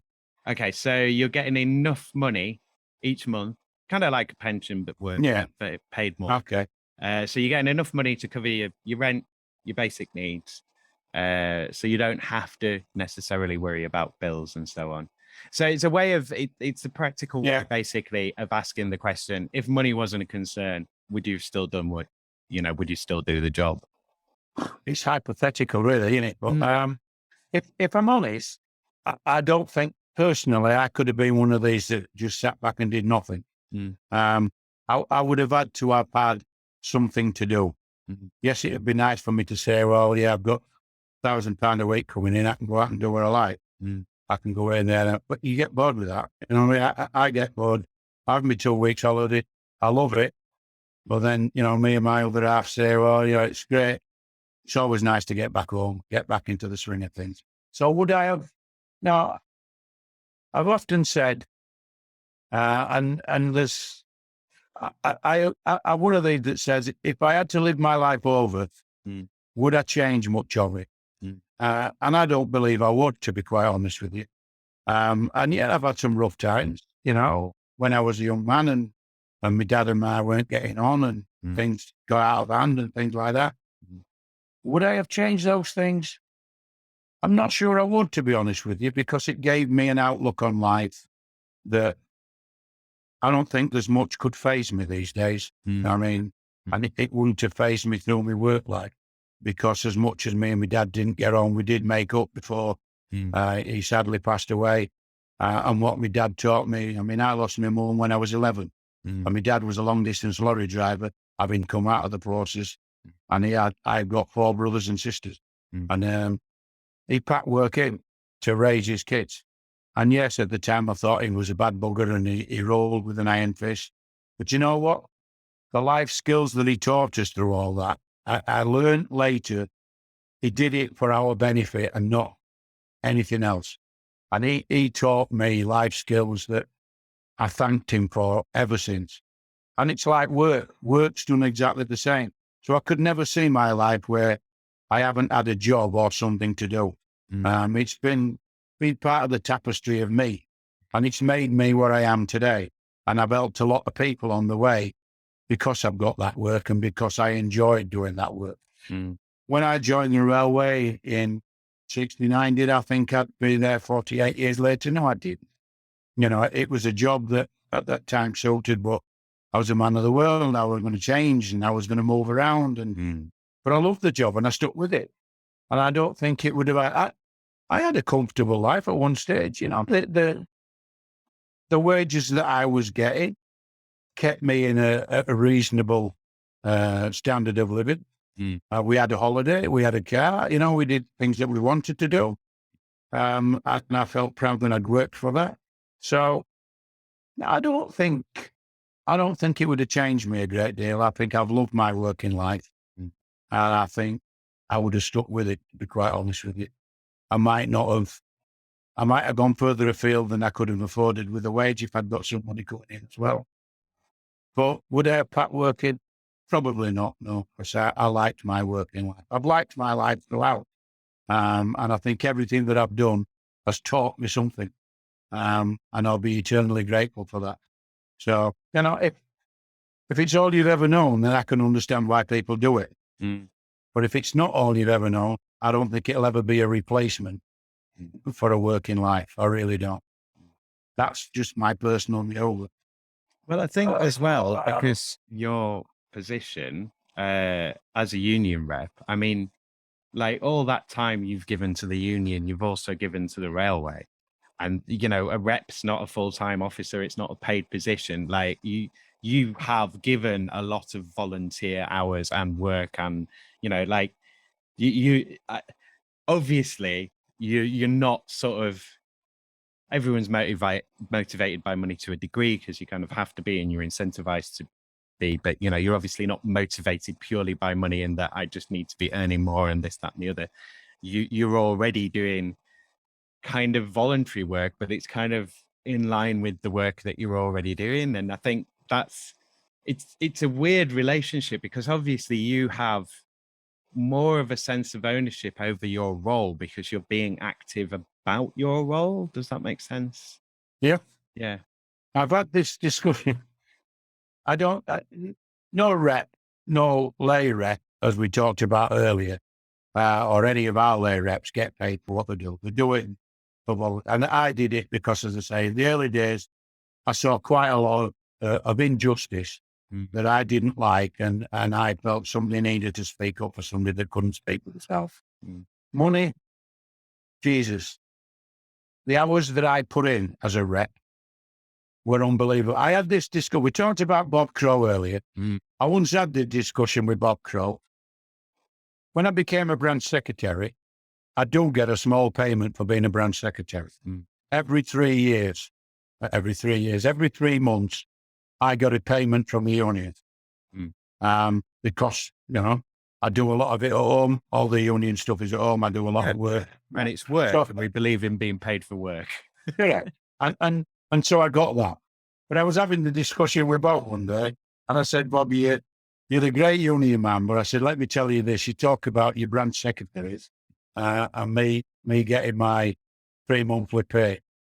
I said, and you know this, if I was to divide the hours that I put in with the money that you pay me, I should be taking you to court for paying me less than the minimum wage. It's as simple and as easy as that. But the point is, I don't do it for the money. I've never done it for the money. And if I did, I wouldn't be doing it. And no rep would be doing it for money, because you don't get paid any as a lay rep. I'm fortunate I get a little bit, and the little bit that I get pays for me a week's holiday somewhere, or a 2 weeks holiday. And my other half says, well, it won't pay you ever enough for the time she has to sit and listen to me on the phone, talking to members, that members don't look at the clock when they want to ring you up and tell you they've got a problem. They ring you up and they expect you to pick that phone up. And I told my partner 27 years ago when we met that the union was a big part of my life, and that it would be difficult for her at times, because sometimes I'd be called out, I'd be at meetings, I'd be doing this, the phone would go constantly. And she accepted that. But one night we were in the restaurant and the phone went, and I answered it in the middle of a meal. And while I was talking, I looked at her face. I knew something was wrong. You crossed a boundary. Well, yeah, and I said, I said, something wrong. She said, John, I know you told me all about all this. She said, but just sometimes there's places where, and I said, well, you should tell me that. I just took it for granted because that's what I've done always. But I made a promise there and then that when I was out with her personally having a meal, then the phone went off. And if they couldn't find somebody else, then that's tough luck, So it can have a detrimental effect as well. But as you say, none of it of mine has ever been done for money. I've done it because I loved helping people, and I grew good at the job. There's no doubt about that. I was a good rep, and I'm not beating my own drum, but I was a good rep, and I was told so by so many people that I had to have had something. And that was enough for me. When you take somebody in on a disciplinary, or you take them in on a social care course and things like this, and you get a result, and you see them in tears because you've got a result, and they come and thank you. That's all I ever needed, for them to say, thank you, you did a great job. And no money in the world can replace that. I mean, not many years ago, I got a phone call from the daughter of a lady that was one of my members that was about to pass away. And they offered her redundancy before she passed on, so that she could get her life sorted out, if you like. She was coming to the end of it, both work-wise and life-wise. And she didn't think that they'd offered her what they should have offered her. Mm. And I said, well, that doesn't sound right to me. And I went in there and quoted the book at them and told them what they should be offering her and how they should be doing it. And castigated them a little bit, saying, you've got somebody here that's in the twilight of their life, not because they want to be. And all they're asking for this redundancy for is because they want to set their family up properly and get everything sorted and paid for before she passes away. And what you're doing by not doing this right is despicable. And we got it sorted. And I think we ended up with an extra £5,000 or £6,000 on what had been offered. And you know what? Their family, they rang me up, they thanked me, they sent me cards. They could, their daughter came to me a few days later and in tears and just hugged me and said, thank you so much for what you've done. No amount of money can pay for that. You know what I mean?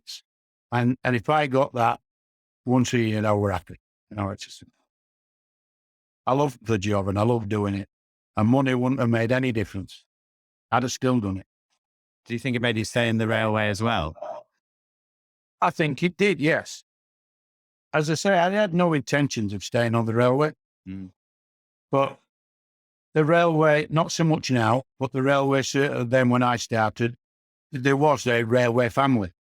And it was a big family. And everybody looked after each other and everybody helped each other.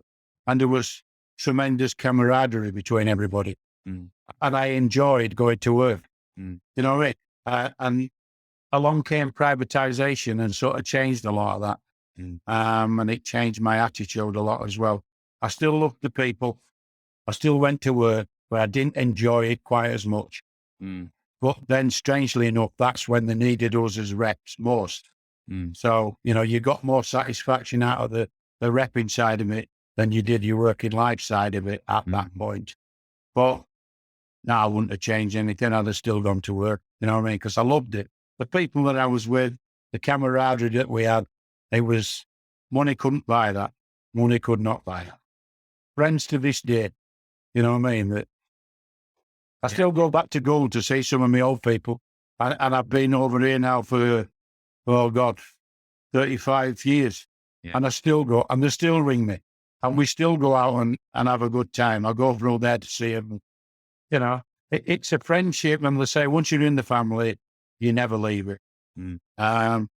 So, no, I would have worked through it all no matter what. If I'd have won polls, I'd have probably still wanted to do it. But it's something until you get it, you can't say. But no, it's never affected me. Yeah, exactly. Okay, so final question from me, which is a question from an American trade unionist that I found online, who I think is very good, Jane McAlevey. So the question is, if you could change any three things about your work right now, what would they be? So again, you can go retroactively, or you could talk about the sort of work that you're doing at the moment. To be honest with you, Dad, if I could change the system, I'd want the railways renationalised, because I think the railways has to be a public service for the people, and it's not anymore, isn't it? Yeah, and I've always been a great believer that had British Rail had the subsidies that private railway companies had pumped into it, it would have been one of the best systems in the world, without any doubt. You had the brains, you had the ingenuity, you had the people that knew how to run a railway, but just didn't have the funding to do it. And now you've got the opposite. You've got people that ain't got a clue about running a railway. They don't give a monkeys about the staff, to be quite honest with you. Maybe that's too sweeping. There is some of the management team that don't care. But when you've got blokes like Branson that bought the railway and then put out all these things that said your staff come first, my company threatened me with the lawyers, because when Branson took over from Virgin and he took over the franchise, I got hold of the document that he'd put to the company to show the changes that he was going to make.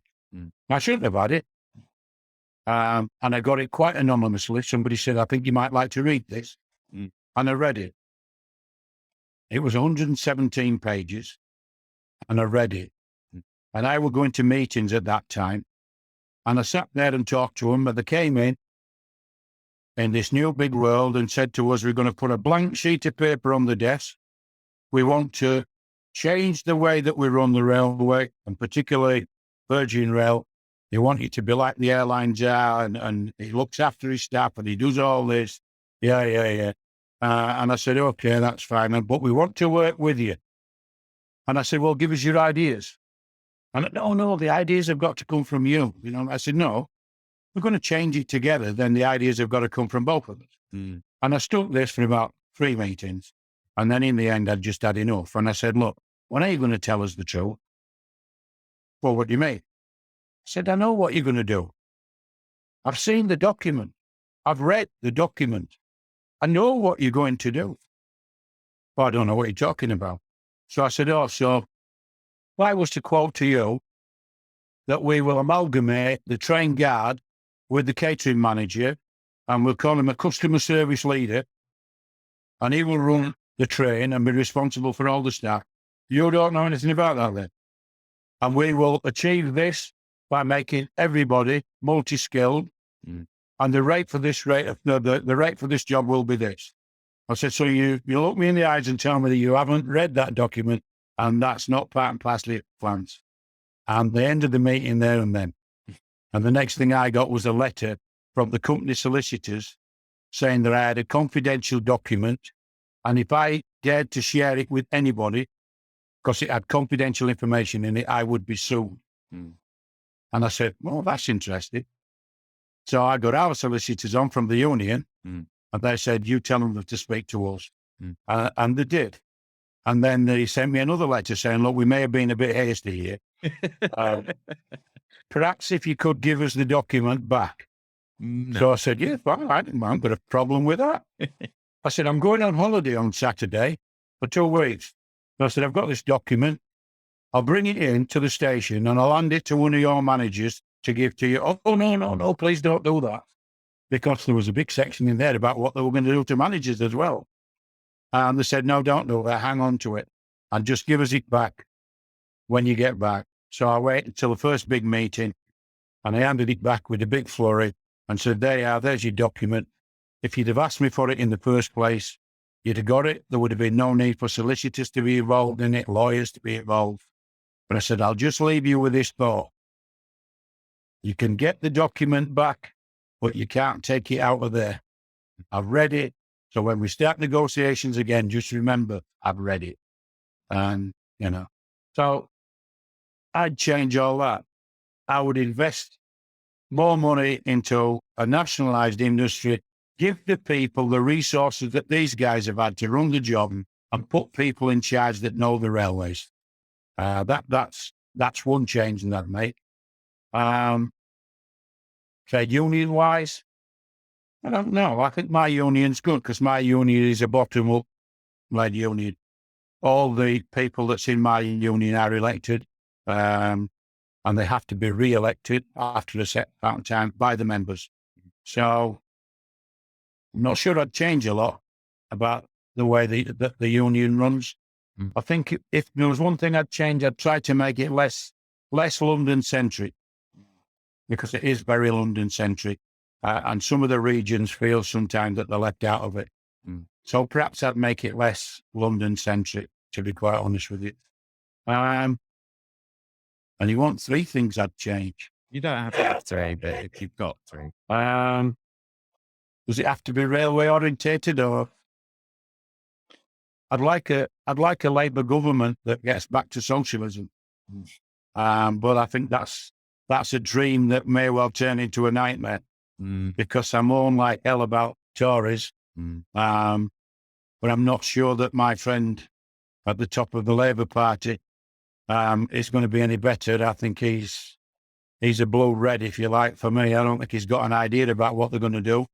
He runs and hides at the first inkling of it. I think that the Labour Party need to take a look at themselves and realise that it was the trade unions that formed the Labour Party all those years back in Doncaster. And they need to get back to some more socialist views. I'd like a guy like Richard Bergen to get up there and do a little bit, because I think Richard's a good socialist Labour MP. He talks a lot of sense. And I think we need to get back to that, to be quite honest with you. And then people say, well, will the Labour government change anything?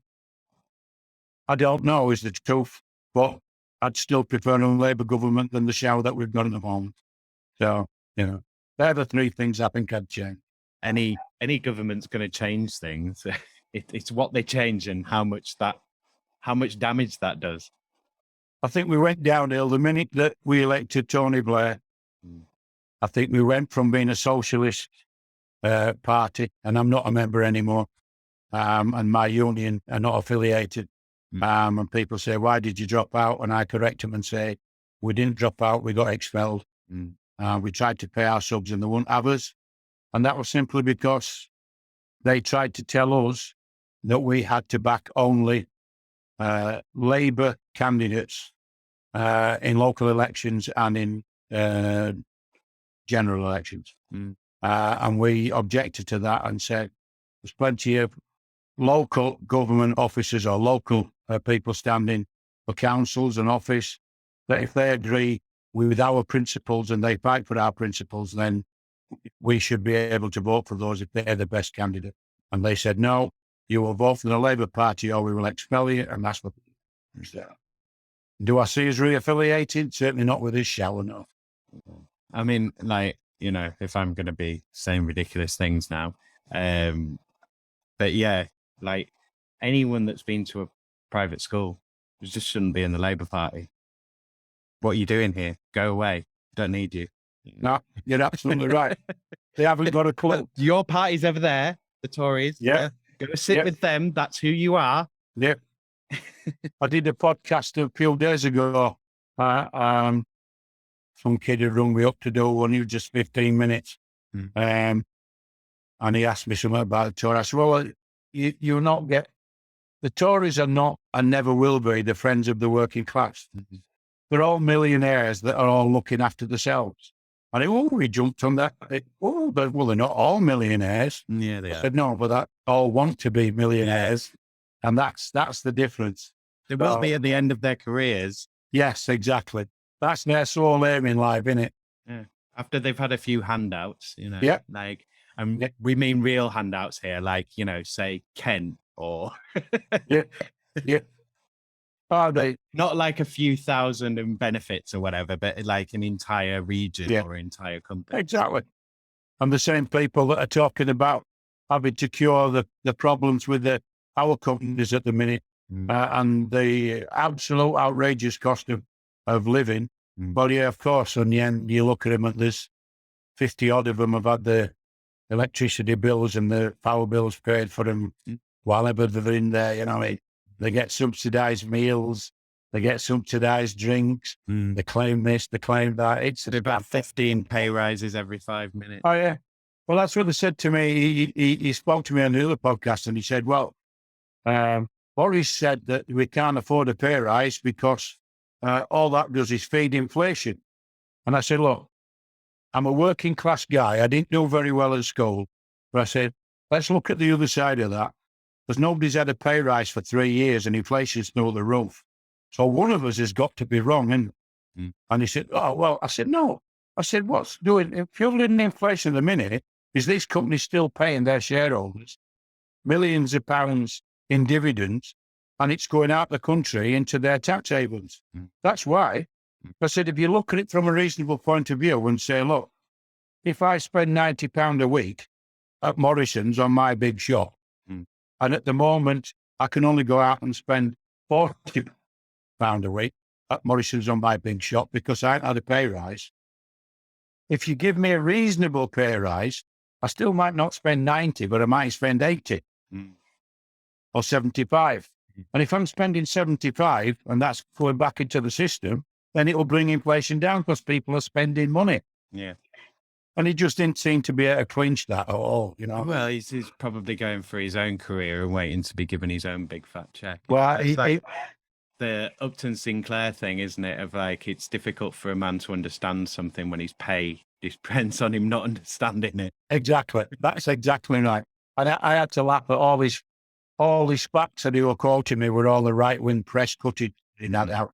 And of course, when he sent me it to have a look at, and what he integrated into that was that we were talking like you and I were, or you and I are, but when he's put it together, the facts that he's quoting is actually show that it's all come from the newspapers that he's put pictures of headlines in and things like this, you know.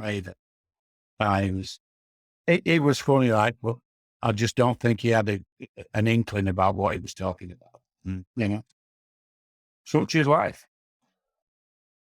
Yes. Well, okay. So that's all my questions done. Obviously, we could probably run longer. So I'm gonna give it over to you if there's anything that you want to add, anything that you want to discuss that we've not touched on, or if you want to, like, I don't know, maybe you want to sort of big up the hardship fund or talk about any forthcoming actions or say where people can join RMT or follow RMT or whatever you want to talk about. Well, I think the only thing I really got to say at this stage has got to be to do with the current industrial action that the RMT are taking. I've done many speeches over the last few months to labour groups, to all sorts of groups. I went last week to Halifax.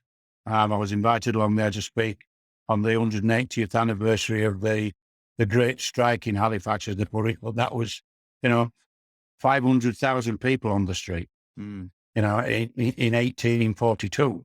I mean, that is phenomenal. And it was bigger than the general strike. But it was set with the Chartist group, and I didn't know anything about it until I did a bit of research because I had to go and speak to them. You know what I mean? And what I said there was, when I looked at it, nothing's changed. Nothing's changed. They were the colliers that were coming out at that stage, and they brought the mill owners out, and they put the army on Halifax Bridge, and people were killed. And the point I made there was, nothing's changed. You go forward a few years, and we all know what happened at Orgreave. They herded people deliberately into a place where they could be attacked, and there was no doubt about the fact that. And the some of those people, the BBC lied for him. Yeah, and some of those people in police uniforms were armed forces personnel. That was proved. And you move forward to now, and they're not as violent with it now. What they're doing now is they just change the laws. If they don't like what they're doing, they change the laws. All I would do is I would encourage the general public, absolutely encourage the general public, to find the facts out for themselves and not just listen to the right-wing press and the bullshit that they are feeding them. And it's daily. And it's because the government are running the newspapers as well, to a certain extent. The majority of the newspapers, there's very few. And yet we are buoyed by the support that the public are giving us. And it's because, as I've said in each of my speeches, and the public will be listening because they've all been outdoors when I've given these speeches. And I implore the public that's listening, we are not doing this just for the railways. We are doing this for every working class person that's got a job in this country.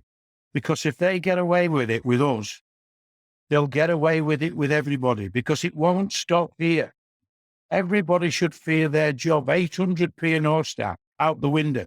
They admitted they broke the law, but now they're saying they can't prosecute them. But then they've set precedent. Yeah, the precedent set. Then it's like, well, they've done it and nothing happened. So we can do it and nothing will happen to us. Weasel words to do the next thing. Yeah, the weasel words that the government came and told us it was a disgrace and they were going to stop this, and yet at the same time, voting against 0 hours contract, voting against changing things to stop them doing what they're doing. And that's what's going to happen here. They beat us. They're just going to come along, and each of the big companies will look at this and they'll say, well, they got away with it. Why can't we? And that's what's happening on the railways. Don't believe that this is modernisation. Tell me how modernisation means closing 800 travel centres. Where does the elderly, the infirm, the disabled, when you've got nobody on the stations, you've got a ticket machine And where's that sells you the ticket. where's the investment in the infrastructure, in the upgrading, in the maintenance, in the, Yeah. you know, like if it's modernization, where's the money that comes with this modernization? And why Well- does it mean everyone has to get fired? Well, the money will come out of what they're doing. The money will come out of the saving of thousands of jobs. Mm. Network Rail are going to get rid of 2,500 maintenance workers. Mm. They've still got the same amount of railway to maintain, but there will be 2,500 short. And they're going to go back to something called risk-based maintenance. And risk-based maintenance is very self-explanatory. They will look at what maintenance needs doing at a particular time. They will look at the risk factor. On a piece of paper. Yeah. If that risk factor outweighs the cost, Mm. or it doesn't outweigh the cost, Mm. then they'll risk it. They'll do it. The last time that happened, I'll tell you when the last time that would happen. Not as far. 2000 Mm. at Hatfield, Mm. Mm. the Hatfield disaster, 4 people killed. Mm. My partner should have been on that train. She works on the trains as well. Should have been working on that train that day. She broke her foot the day before and was very lucky that wasn't. And then you went on to St. Potter's Bar, which I think was 2007 or around that time. 7 people killed. And the common denominator there, both of those faults had been identified previously. A broken rail at Hatfield. They knew about it, but they didn't think it was serious enough to have to repair. Accident. Potter's Bar, they'd been out and inspected the sets of points, and the set of points were not fixed properly, and the tie bars were not screwed up. The points split, derailed the train. That was down to private contractors that were hired by Network Rail, and in Hatfield, it was Network Rail themselves just to name. That was risk-based maintenance, and that cost jobs. And that's what they're trying to do here. And it'll cost money and it will cost lives. No doubt about that whatsoever. I implore the public to get the facts properly. Speak to people at the picket lines. Understand why we're doing it. It's not for money. Yes, we want a pay rise, but first and foremost, we've said no enforced redundancies and no detrimental terms and conditions changes. And then, yes, by the way, we'd like a pay rise as well. That's what it's about. You know, the public, the travelling public needs safe trains. They have threatened us already. If we don't accept what's on the table, they're going to take the guards off every train. There'll be no guards. We've already fought this battle once. You need a guard on the train. People don't understand. There's a train accident. The first person that's likely to get it is the driver. If he's dead or incapacitated, God forbid, and you've got no guard on the train, where do you go? Yeah. It's a common fact that the most deaths in railway incidents are caused by people getting off the train because they don't know the train's coming the other way, where they're coming from, what they're coming from. That's a fact. And to take the guard off the train is suicidal. It's as simple as that. But that's what they want because it saves money. Don't castigate people until they know those facts. And you can go on, you can read the facts. You can go to a picket line and speak to the guys. They will tell you honestly what it's there for. And remember, they lose a day's pay every time they go on strike. They never get that back, ever. And the largest number ever are coming out and voting for it because they know this is not just their future, it's everybody's future going forward. This government will decimate jobs in this country if they get away with this. Mm-hmm. Nurses, doctors, teachers, those people don't come out on strike. They don't do a job of work. They do a vocation. They don't work. That's vocational. It's a vocation for them. For those people to even consider coming out on strike has got to tell you that enough is enough. And that's what the public should be thinking about. Well, the fact that so many have been going to food banks for so long. Yes. You know, like the second, I mean, if a hedge fund manager had to go to a food bank, the first thing that they would do before going to that food bank is kick off, make a whole bunch of phone calls and be like screaming, phone all their friends in the media. Like, yeah. And yet the people that are getting the blame by these people are the people that are on benefits. They say it's a common fact. 45% of people that go to food banks are already employed. You know, it's there. Yeah. They didn't kill 130,000 billionaires, you know, like over the last 10 years, did they? No, So, exactly. You know, or so that's what I was saying to do. You know, 195,000 public school people in the last 2-3 years, you know. And if the people do talk to them, yes, we do have a hardship fund, and the details can be given on the picket line to anybody that wants to make a donation. Though we have a local one for Leeds, for our members in Leeds. And all my members, or the picket line supervisor on the picket lines will have the bank details to that, which can be put out, and they can make a direct contribution from their own bank account into that. And it's not strike pay as people would have it. We're not giving it out for people that have strike pay. It is absolutely an hardship fund for people that are struggling because of the strike, and they are getting behind with things. And we have an independent panel that will sit down and look at things and make an award where we can. But 40,000 people on strike, you know, we're not rich. We're not a huge union. We've only got, 85,000 members, and money doesn't go that far. So it is strictly for hardship. But if anybody wants to ask, feel free. I mean, anybody can contact me at LEEDS City branch of the RMT. Go on the RMT website to get any details that they want from there. Anybody, I would implore everybody at the minute, if you're not in a union, please join one. I don't care what union it is, but join one. In fact, in a couple of weeks' time, a lot of the unions in Leeds are getting together, and we are having a join a union day in Leeds, where we're going out there, we're taking leaflets out, we're taking tables out, and we're going to talk to people and just encourage them to join a union, because without it, they're going to struggle. It's as simple as that. So thank you for letting me mention that. No worries. Yeah, thank you for taking the time. I'm going to wrap it up there, John, because we're overrunning. Yeah, thank you very much for your time. If you're listening to this, I assume you have some connection to Leeds, like living here or being from here. If you're such a person in Leeds or from Leeds and you haven't done your recording for Working Hours yet, then don't wait. Email me at workinghourspod@western-studios.com and let's arrange some time to record your Working Hours interview.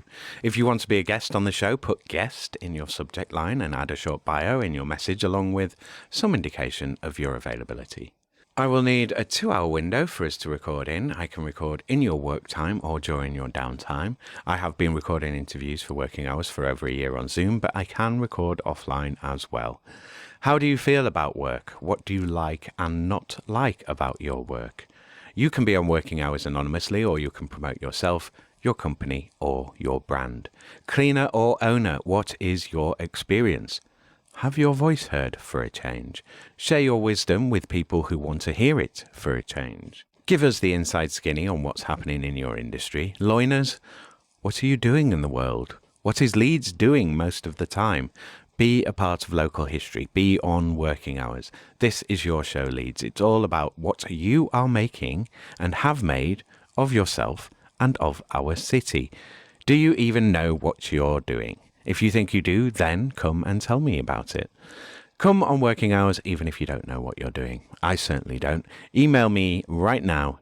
Quick, get a pen. workinghourspod@western-studios.com.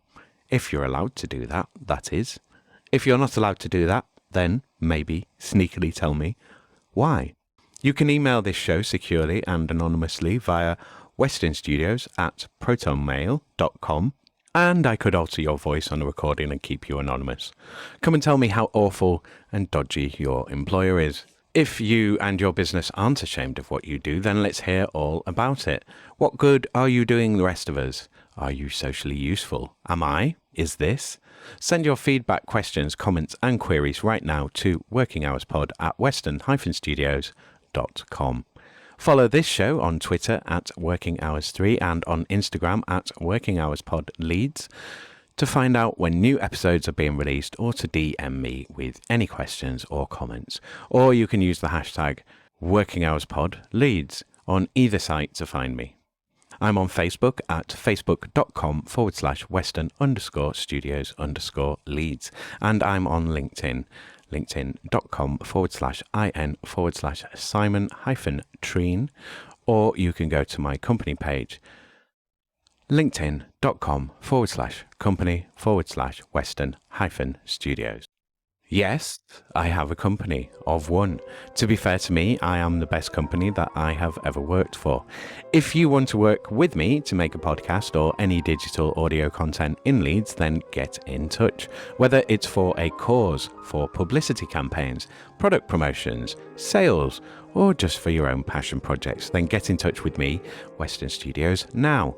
If you're thinking of online audio content creation, then think Western Studios for support, advice, and guidance on getting it made. At Western Studios, you work with a real-life learner who is actually in Leeds, who you can actually work with on your digital audio content. Not a piece of software, not a course of articles or a series of live chats and video courses, but me, a person, in physical place-based reality. So don't wade through vapid articles and videos and podcasts about how to make podcasts by disembodied virtual people on the web. Get on with making your podcast now. Then, when it gets hard and expensive and it all goes wrong, which it will, then call Western Studios to make your podcast with you or even for you. Western Studios will take on your podcast's boring, time-consuming and painful admin, recording, editing, transcription, whatever. Tell me about your podcasting pain points and I can make it all better for you. I feel your pain. For a charge, I'll share it. Remember, podcast work is work. Leeds businesses, Leeds campaigns, Leeds brands. Got an inkling that you'd like a podcast but don't know where to start? Hit me up at makemypodcast@western-studios.com and we'll start making your podcast straight away. The first hour of arranged consultation and pre-production time is free. And then I charge £25 an hour after that. I can arrange hefty discounts for the right projects. So tell me your idea and your budget and I'll tell you what I can do for you. What do you have to lose? Time. That's what. Time is running out. Temperatures are rising. The sun's getting real low on humanity now. So make your thing and make it now, because you and all your future ancestors who will now never be will be holding your peace for the rest of forever. The best time to make a podcast was 10 years ago. The second best time is right now. Writers in Yorkshire, what are you doing with your lives? Hopefully you're writing. Well, I know there are listeners out there who want to hear great original writing performed as audio content that is about and for and has been made in Leeds. How do I know this? Because I am one of them. Help me make your old screenplays, unpublished novels, unperformed plays, stories, poems, and performances. Whatever you got, baby. Make it as podcast content. Is your work arty, salacious, pulpy, strange? Good. I want to make it into a podcast or audiobook. I get to practice making shows and you get a finished, performed and published version of your writing. Save yourself the hassle and the headache of making your podcast by giving it to me instead. And finally, once again, please let this show, what you're listening to right now, Working Hours, get big and strong by joining its Patreon. Support Working Hours online. Be a champion on Patreon. Don't ask the membership fee. It's £1. For £1 a month, you can really inspire me and motivate me. Maybe one day you'll even cover my costs. Go to patreon.com/workinghourspod to sign up, or go to Ko-fi, ko-fi.com/working hours and join me there for £1 a month. Be super awesome and join both. There's a monthly live stream on the Patreon and you can get access to the Working Hours Discord with a Ko-fi membership. So do both. Go crazy. Spend on me like there's no tomorrow. Why not? Your planet is burning. Your house is on fire. Your governments are criminals. The oil industry are maniacs. And bankers are completely insane. We're losing everything. Act like it. Do something new and something different. Work for peace and plan with kindness. Remember to like, share, follow and subscribe to Working Hours. Tell your gran, tell your housekeeper, tell your gardener, tell your parole officer, tell your boss. Tell Leeds, and I'll see thee next time, our kid. Working Hours is presented, edited and recorded by Simon Treen for Western Studios Leeds Limited. The music was The Bees from Chopin's Etudes, which is in the public domain, and was taken from museopen.org.